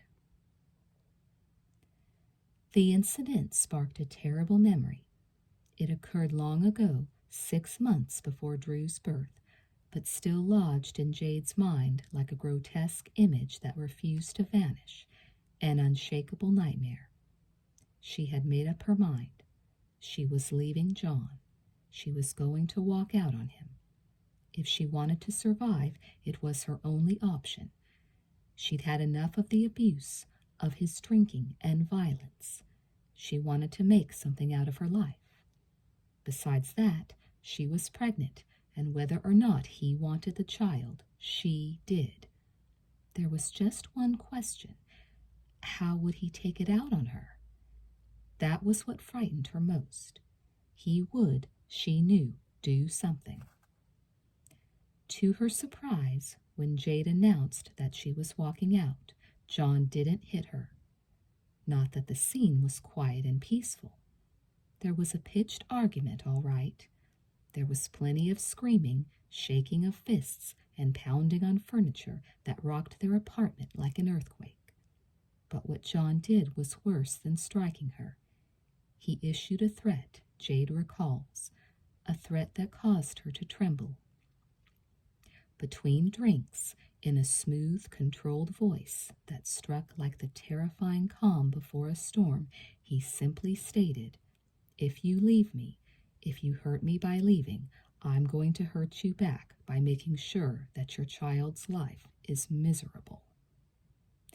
Whether or not he consciously intended it, John Barrymore, not unlike his own father, cast a tragic shadow over his little girl.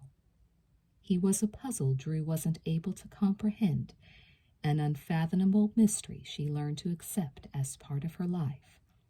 As hard as Jade tried to keep him at bay, his presence hung over them like a ghostly stir.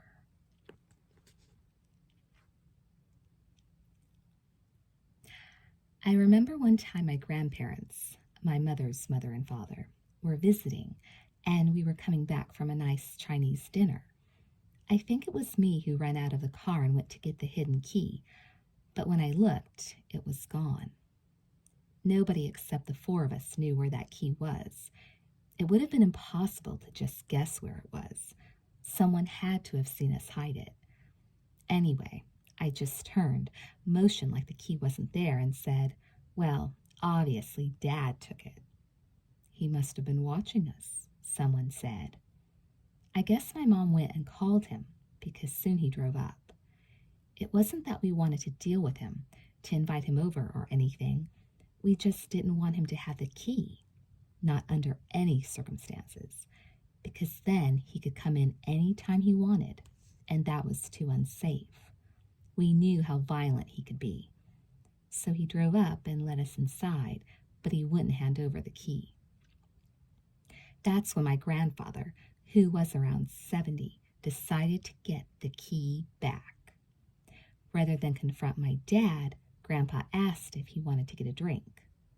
Well, that was great, and the two of them roared off in my dad's car. A couple of hours later, my grandfather walked in, holding the key in his hand so that all of us could see it. I think everyone kind of applauded. But Grandpa didn't take alcohol real well, and he'd obviously had a drink or two. He looked so tired and disgusted. I remember him saying, "Jesus, what a jerk." Then he passed out in a chair. After the TV movie Suddenly Love, Jade was adamant about Drew not acting anymore. It was simply too hard. Not on Drew, on Jade. If that was selfish, fine. Jade barely had enough time to make her own appointments, never mind piling up a full schedule of auditions and shoots for her daughter. That would have only complicated what was already a complicated routine of juggling babysitters, doctor appointments, and playgroups, as well as Jade's own career. I was still a young woman with my own ambitions, she says. Life was in a perpetual state of turmoil. During the day, auditions competed with Drew for attention. At night, the babysitter would suddenly cancel a half hour before Jade was due on the set. Or Drew would be sick and the babysitter wouldn't take her. Jade often found her own interests pitted against her daughter's. She wanted a career, yet she also wanted what was best for Drew, and it was difficult for her to swallow the aspirations she had harbored since girlhood. But everything in my life had to serve Drew, she explains. Every breath had to be for her. I was determined that Drew wouldn't be raised the way I was. In retrospect, I can see the massive overcompensation, but that was my guilt for her not having a father, as well as my unwillingness to bring a man into our lives. Drew was queen of the hop. She had to be the center, at least as far as I was concerned. Consequently, when Drew, at 4 years old, surprised her mother by expressing a well-thought-out ambition with a clarity beyond her years, Jade found herself taken aback. Not only did she reconsider her position on Drew's acting, but she had to reevaluate her own career as well. The decision turned out to be one that affected their lives for years to come.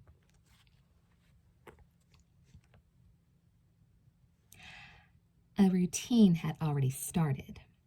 I would complain to my mom about her being gone so often, and she'd say things like, "Drew, just let me go. There are so many bills to pay."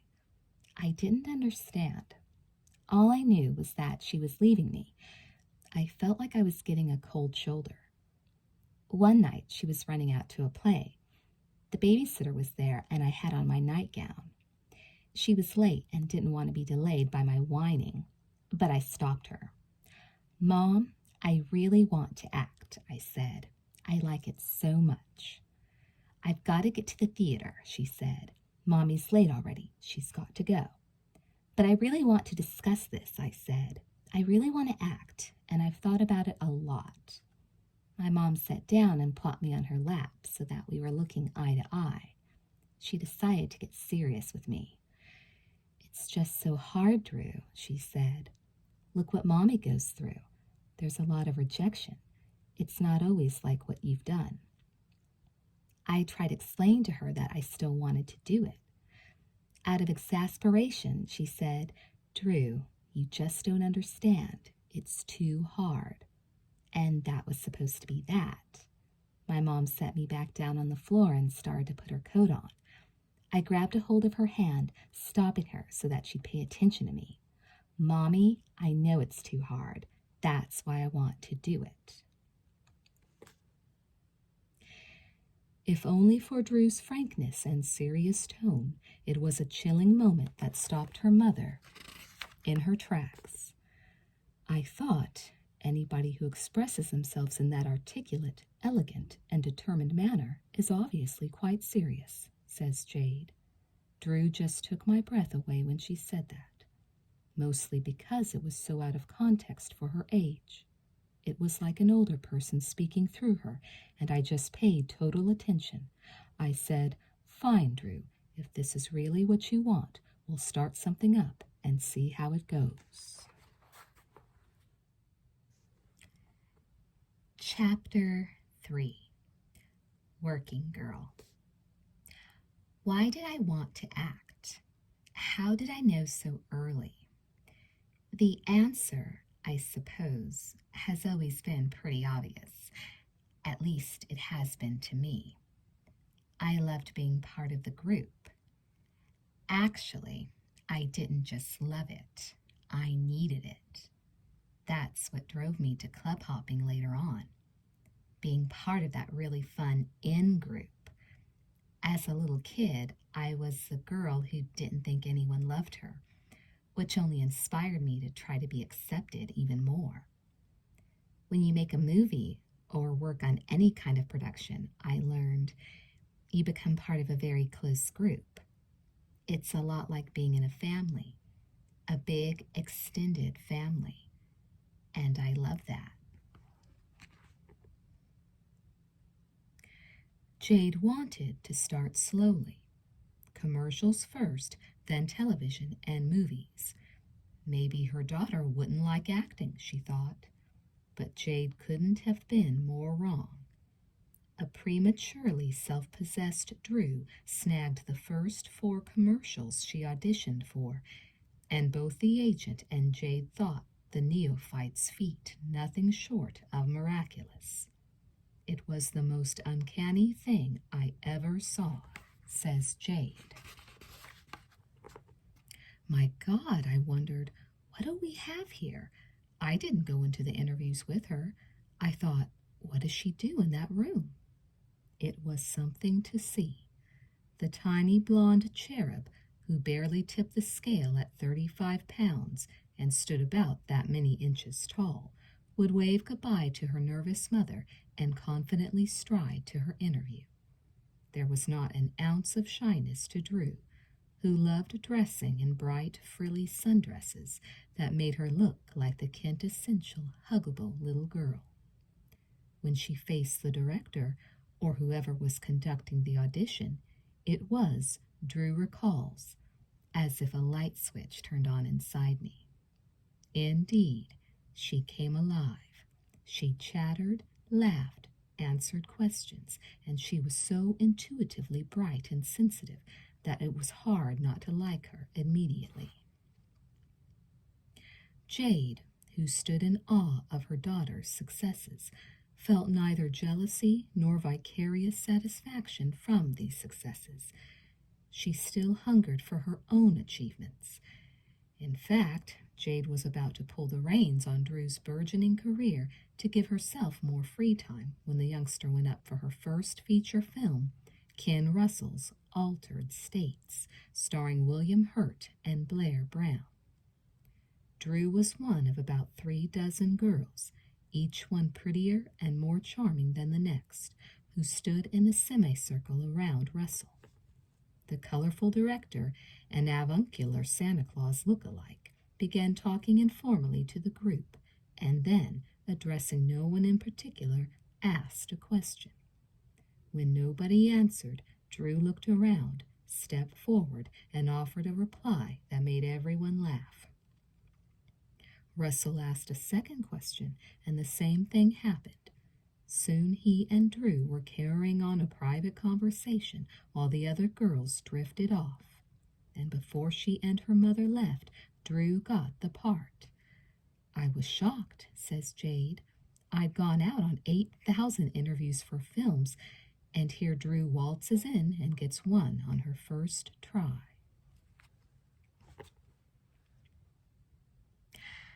I was having a great old time. They'd say actors to the sets, and everyone would kind of lollygag to their places. Except for me. I'd run. I was always the first one there, ready to do it. That was a big part of my wanting to act. I wasn't in that much of the movie, but when it was time for me to work, I was so incredibly happy. However, what I didn't know is that my work was hard on my mother. She was schlepping me all over town, taking me to shoots and auditions and fittings. Everything. It was a full-time job. We were spending a lot of time together, which should have been nice, but it was pretty much business and not very rewarding for her. I sensed, kind of, that she was not very happy. Thinking about it, she didn't have much of a life. She was either with me or working, trying to find time to go out on an audition of her own, maybe wondering why she didn't have much of a social life. And always there was the pressure of bills that needed paying and all that kind of stuff. One day she was just so upset. She'd reached a breaking point, and she sat on the couch and started to cry. Not from any one thing, but from everything in general. I began stroking her hair, trying to comfort her. I know why you're upset, I said. Why? She asked, glancing up at me with a what can you possibly know look. What is it? Life, Mommy, I said. Life.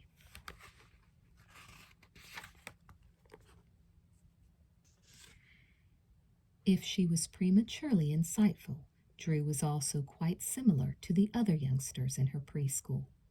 Like them, she possessed an abundance of energy that typically turned her into a song and dance monster. The living room served as her stage. With the Go-Go's or Blondie blasting in the background, she turned cartwheels and somersaults and practiced the dance steps she learned in ballet. When she tired of that, Drew roller skated, colored, or played dress-up in her mom's clothing. She had fun. She reveled in her playtime, but there was, Drew noticed, something missing from her daily routines. Her mother.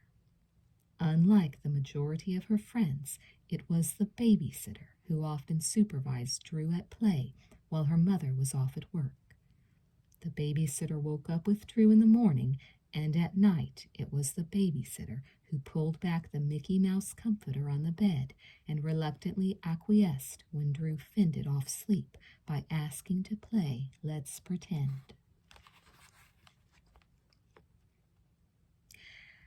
Okay, the babysitter would reply. What do you want to pretend? Let's pretend, I'd say, pausing to think of something. Let's pretend that we're movie stars and we just got back from this big party. You're already, well, almost a movie star, she'd laugh, giving me a friendly tickle. And we really have had a party all night. Okay, then let's pretend that we're sisters. I'd start again. You're my big sister, and you've been watching me while our mother and father are out to dinner. And when they get home, they'll come in, tuck us into bed, and kiss us goodnight. Okay, we'll pretend that, she'd say. But let's also pretend that you're going to sleep now. I hated going to sleep. I was afraid that I was going to miss something important. Maybe my mom would come home early, wanting to visit with me. Or maybe my dad, my whacked-out father, would show up unannounced, looking for me. I didn't want them to say, "Oh, Drew's asleep. Better not wake her." I was at that age where going to pre-kindergarten playmates and TV shows like The Brady Bunch made me aware of all that I didn't have. Maybe the babysitter sensed that I felt alone and uncared for. As a kid, you never really concentrate on what good stuff you have. It's always what you're lacking. And with me, that was a mother and a father. I knew that mine wasn't a normal family situation. It made me feel very alone. The absolutely greatest day, as far as I was concerned, was always my birthday. Without question. My birthday was the biggest, best day of the year. I have this one photograph of my 5th birthday that I still love looking at. It shows me standing beside our apartment, wearing a pink party dress and surrounded by a bunch of friends who came over. For some reason, I'm also crying. That's why I like it, I guess. I call it the "it's my party and I'll cry if I want to" picture. Actually, the reason I loved my birthday and counted down the days every month was that all the people who came to my party were there just for me. Just for me. That one special day every year when I wasn't so alone, which is undoubtedly why I never wanted my birthday party to end. Come to think of it, maybe that's why I'm crying in the picture. Maybe everyone was about to go home and I didn't want my birthday to end.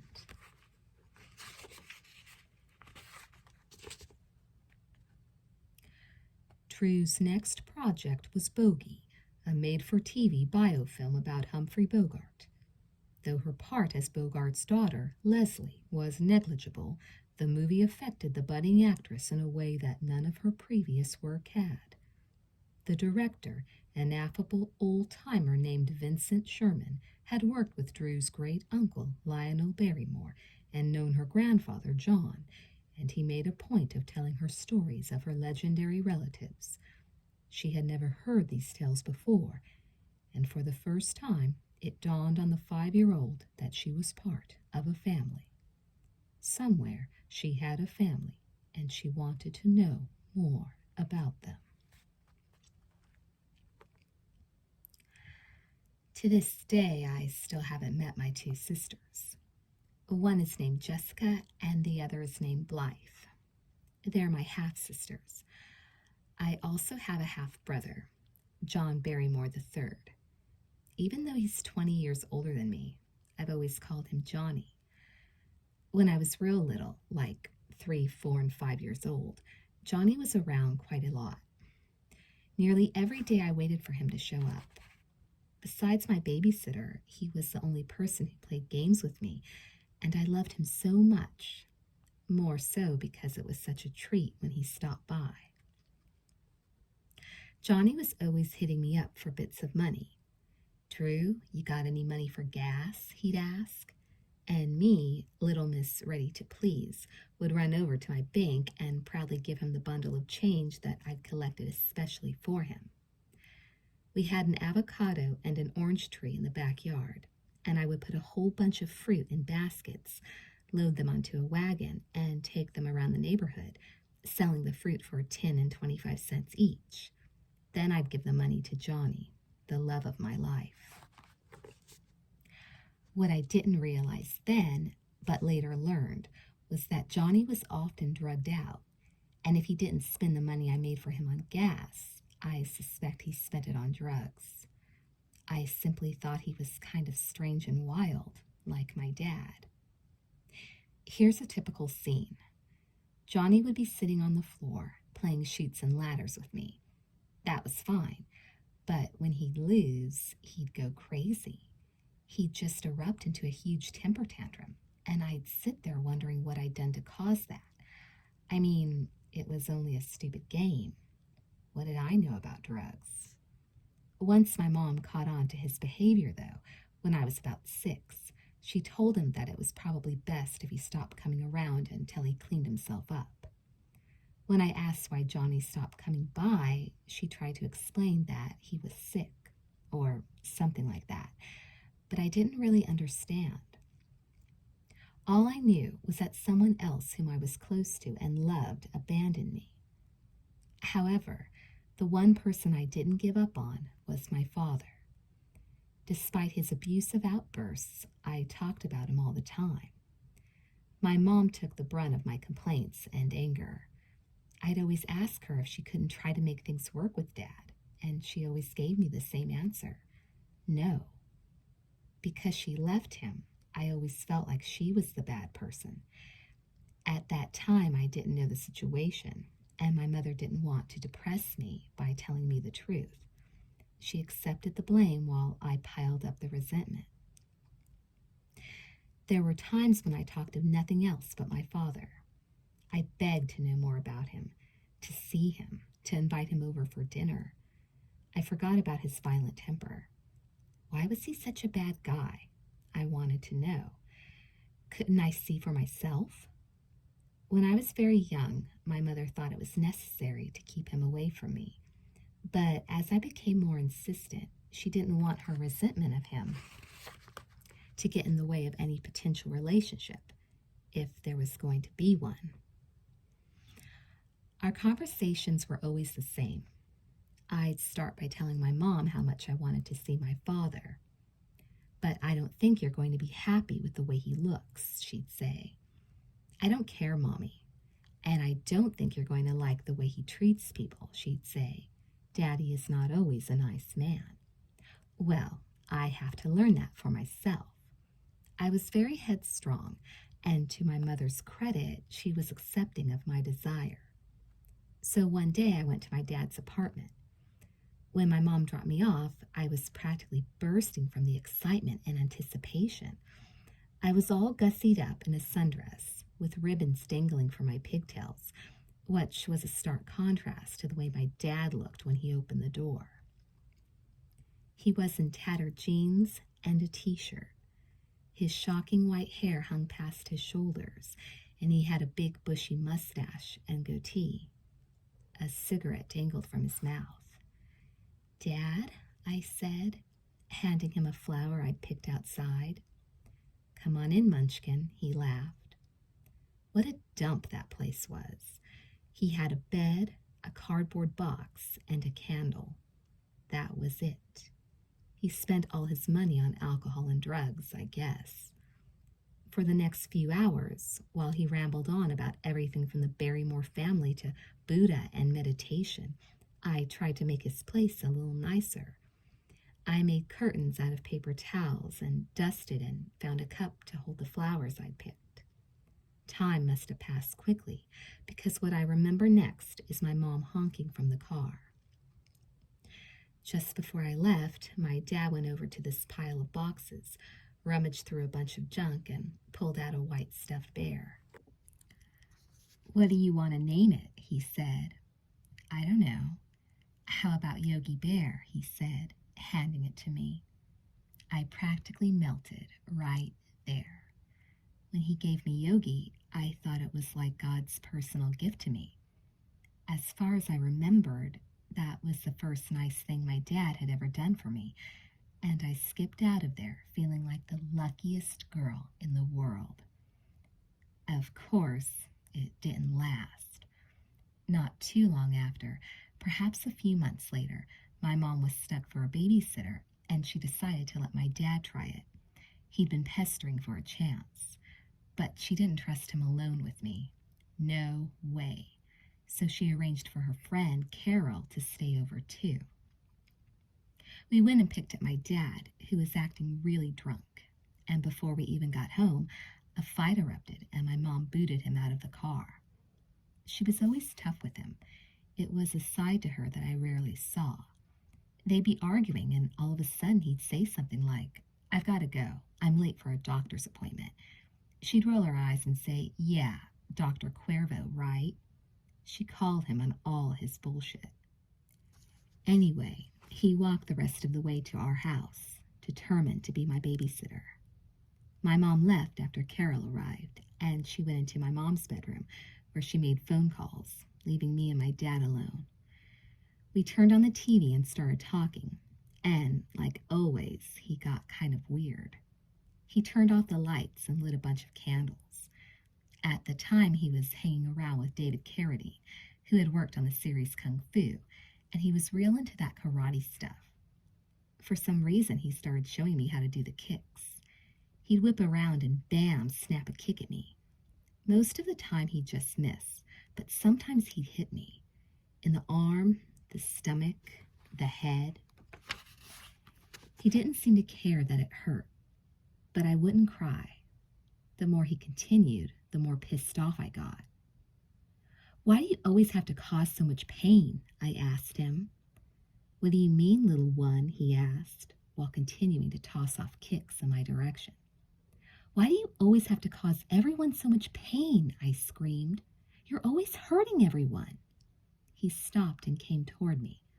There was a crazed sort of look in his eyes. He sat down on the sofa. "Come over here," he motioned. Kids don't know any better, so I sat down beside him. "What do you know about pain?" he challenged. I didn't know what to say. Then he took my hand and stuck it in the candle flame. It burned, and I started to cry. My cries only seemed to make my dad angrier. He let go of my hand and thrust his own hand into the flame, running it back and forth in the fire. "Don't ever be afraid of fire," he scolded me. "Never be frightened of fire." He stood up like he was lecturing me, but I was crying and not listening, holding my burned hand. "It's all in your mind, Drew," he said. I heard what he said, but it didn't matter. He was out of his mind. Finally, he drifted off to something else. I think he left the room, probably to go get a drink.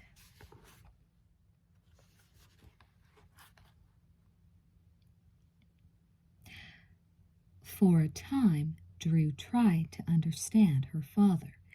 It was the only way she could attempt to reconcile her yearning for love and approval and his utter refusal to give it.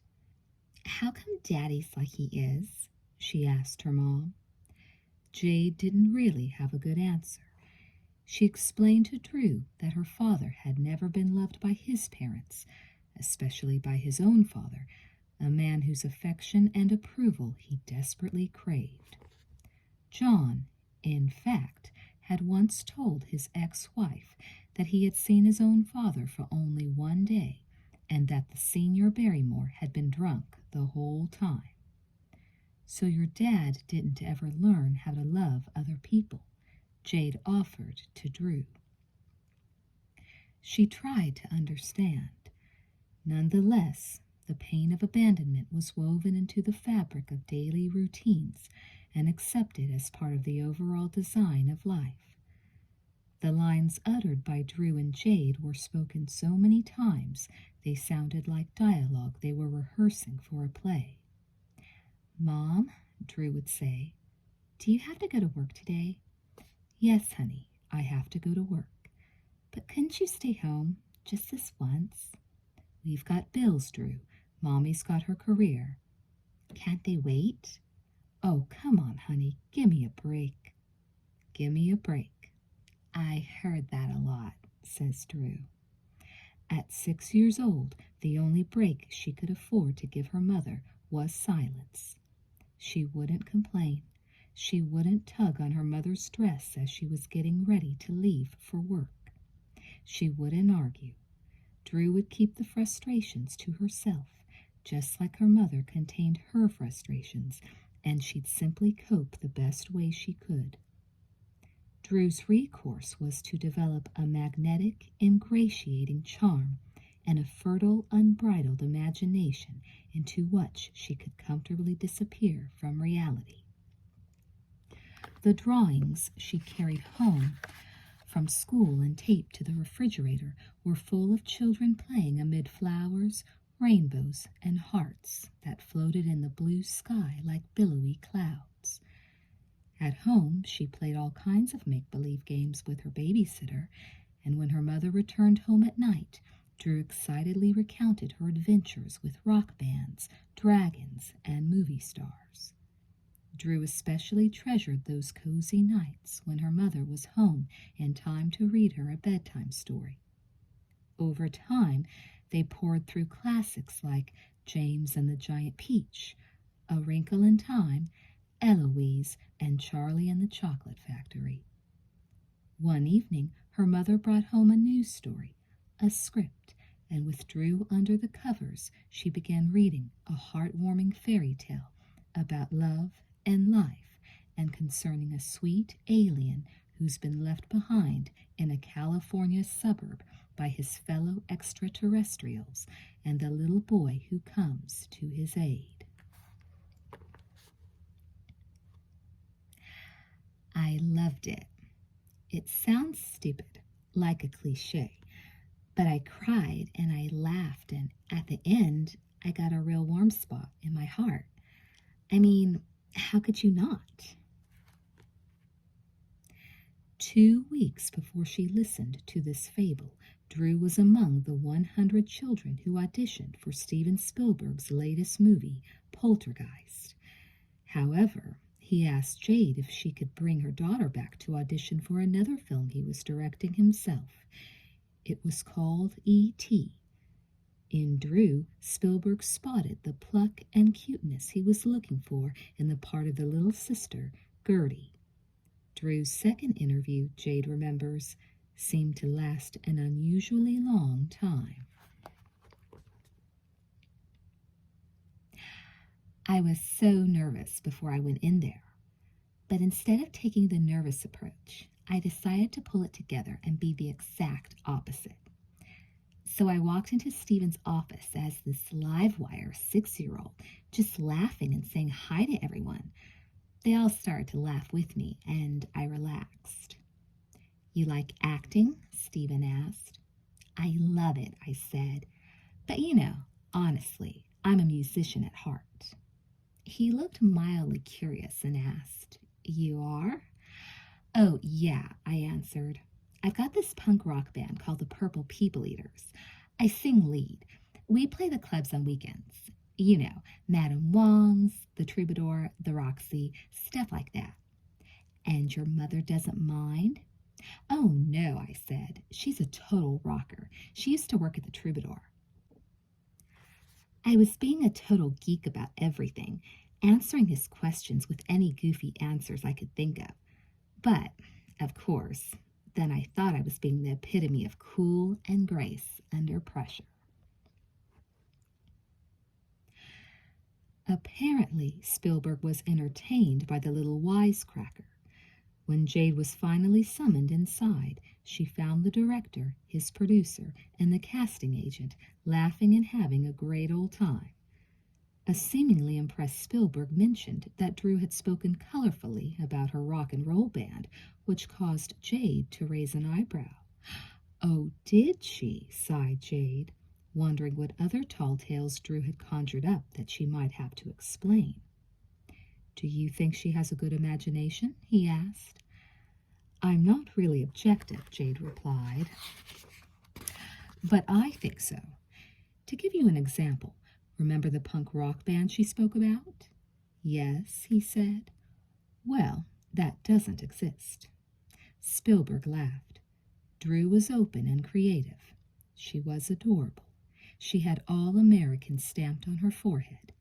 Spielberg felt he had found his Gertie. Still, the director, ever the perfectionist, asked Drew back for another test. He wanted to see if she could portray different emotions, like fear and awe. I knew about emotions like fear and hurt, but I didn't have a clue what the word awe meant. I could barely read, being only in kindergarten. When I asked my mother, she told me to pretend I was looking at the most amazing thing I've ever seen in my life. "Am I supposed to be scared?" I asked.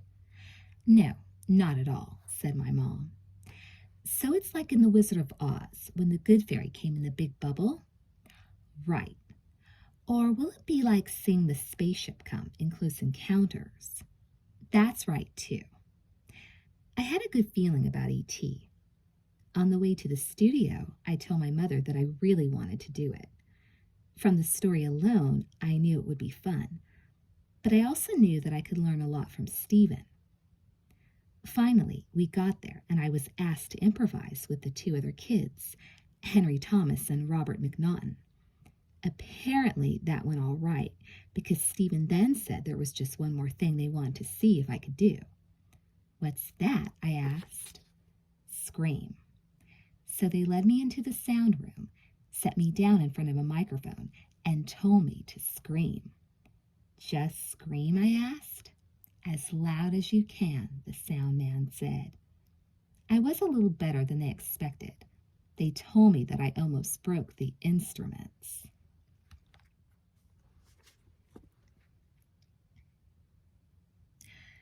E.T. was Steven Spielberg's intimate little movie.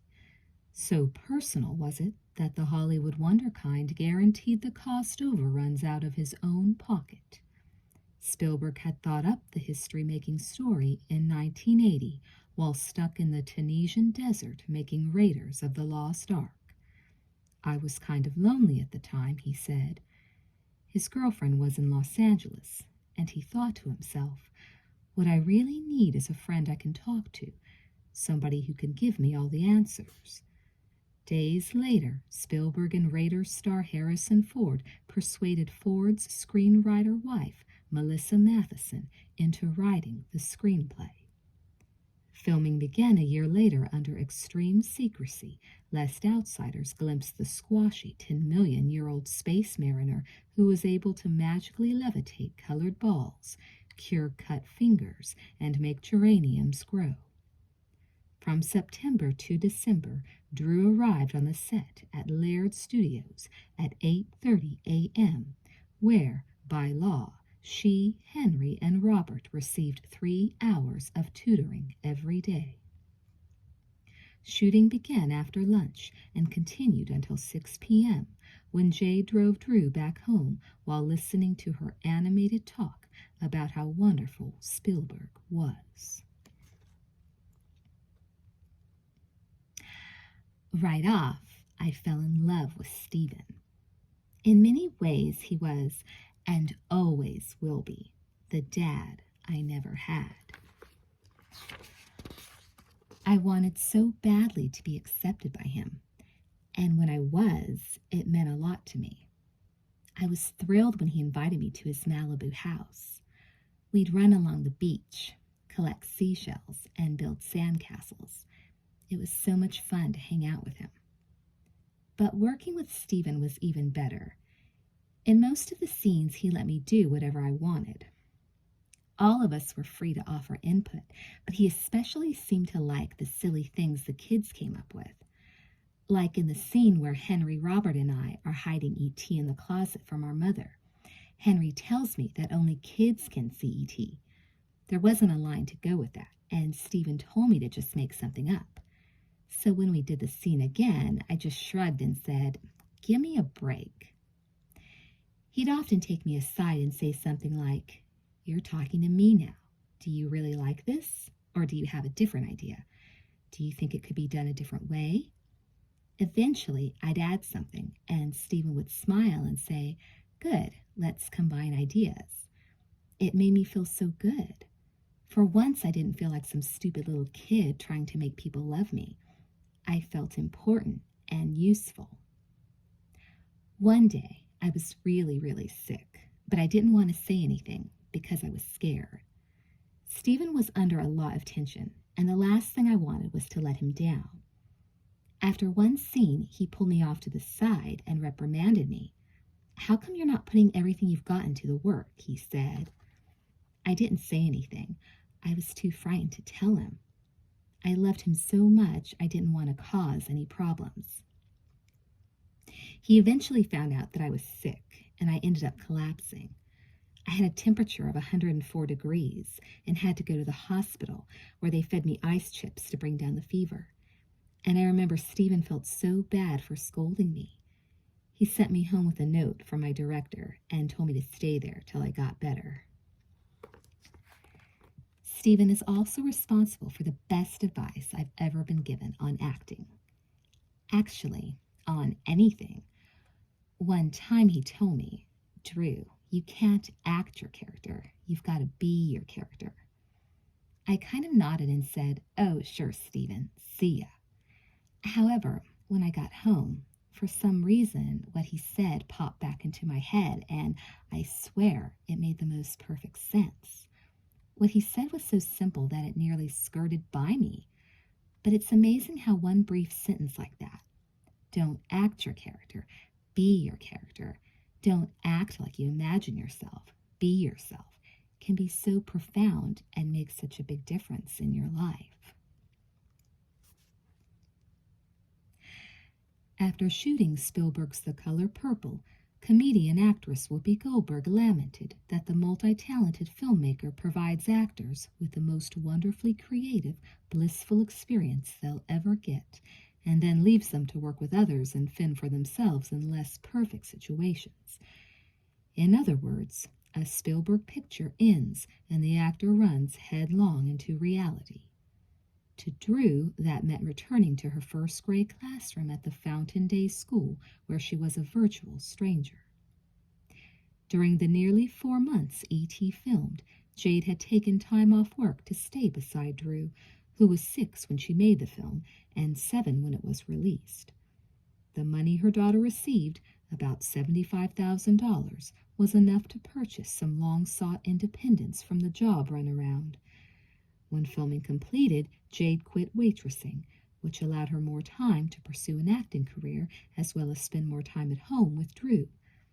Unfortunately, things didn't work out as neatly as planned.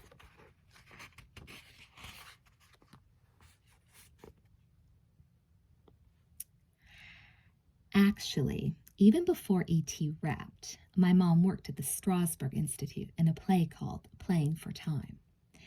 Daytimes she'd be on the set with me and then rush over to the theater at night. The play was about Jews imprisoned by the Nazis. It was very sad.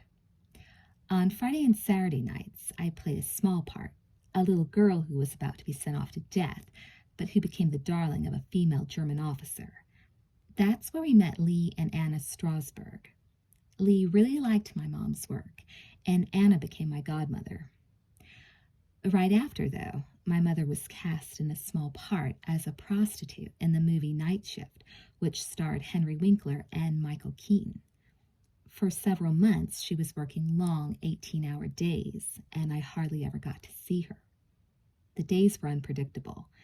There was no routine to her schedule, and we didn't have any full-time help.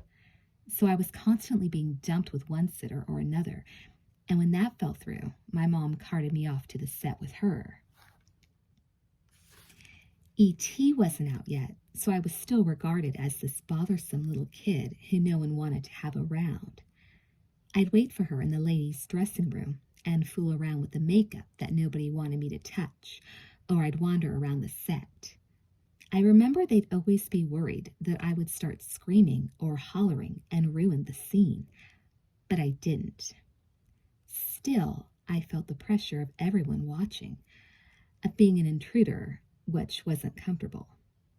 Then, sometime during the filming, I got sick, very sick with pneumonia.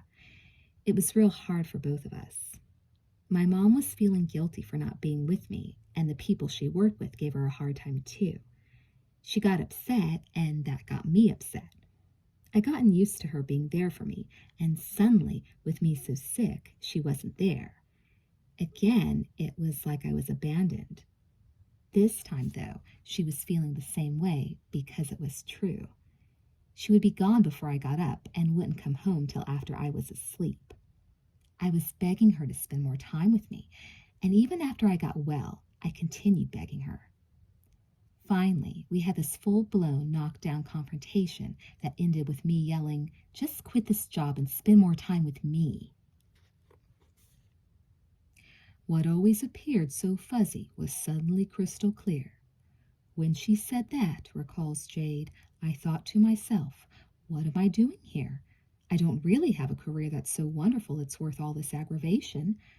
I knew my first responsibility was to Drew. Her father was not in the picture. There were no relatives to look after her.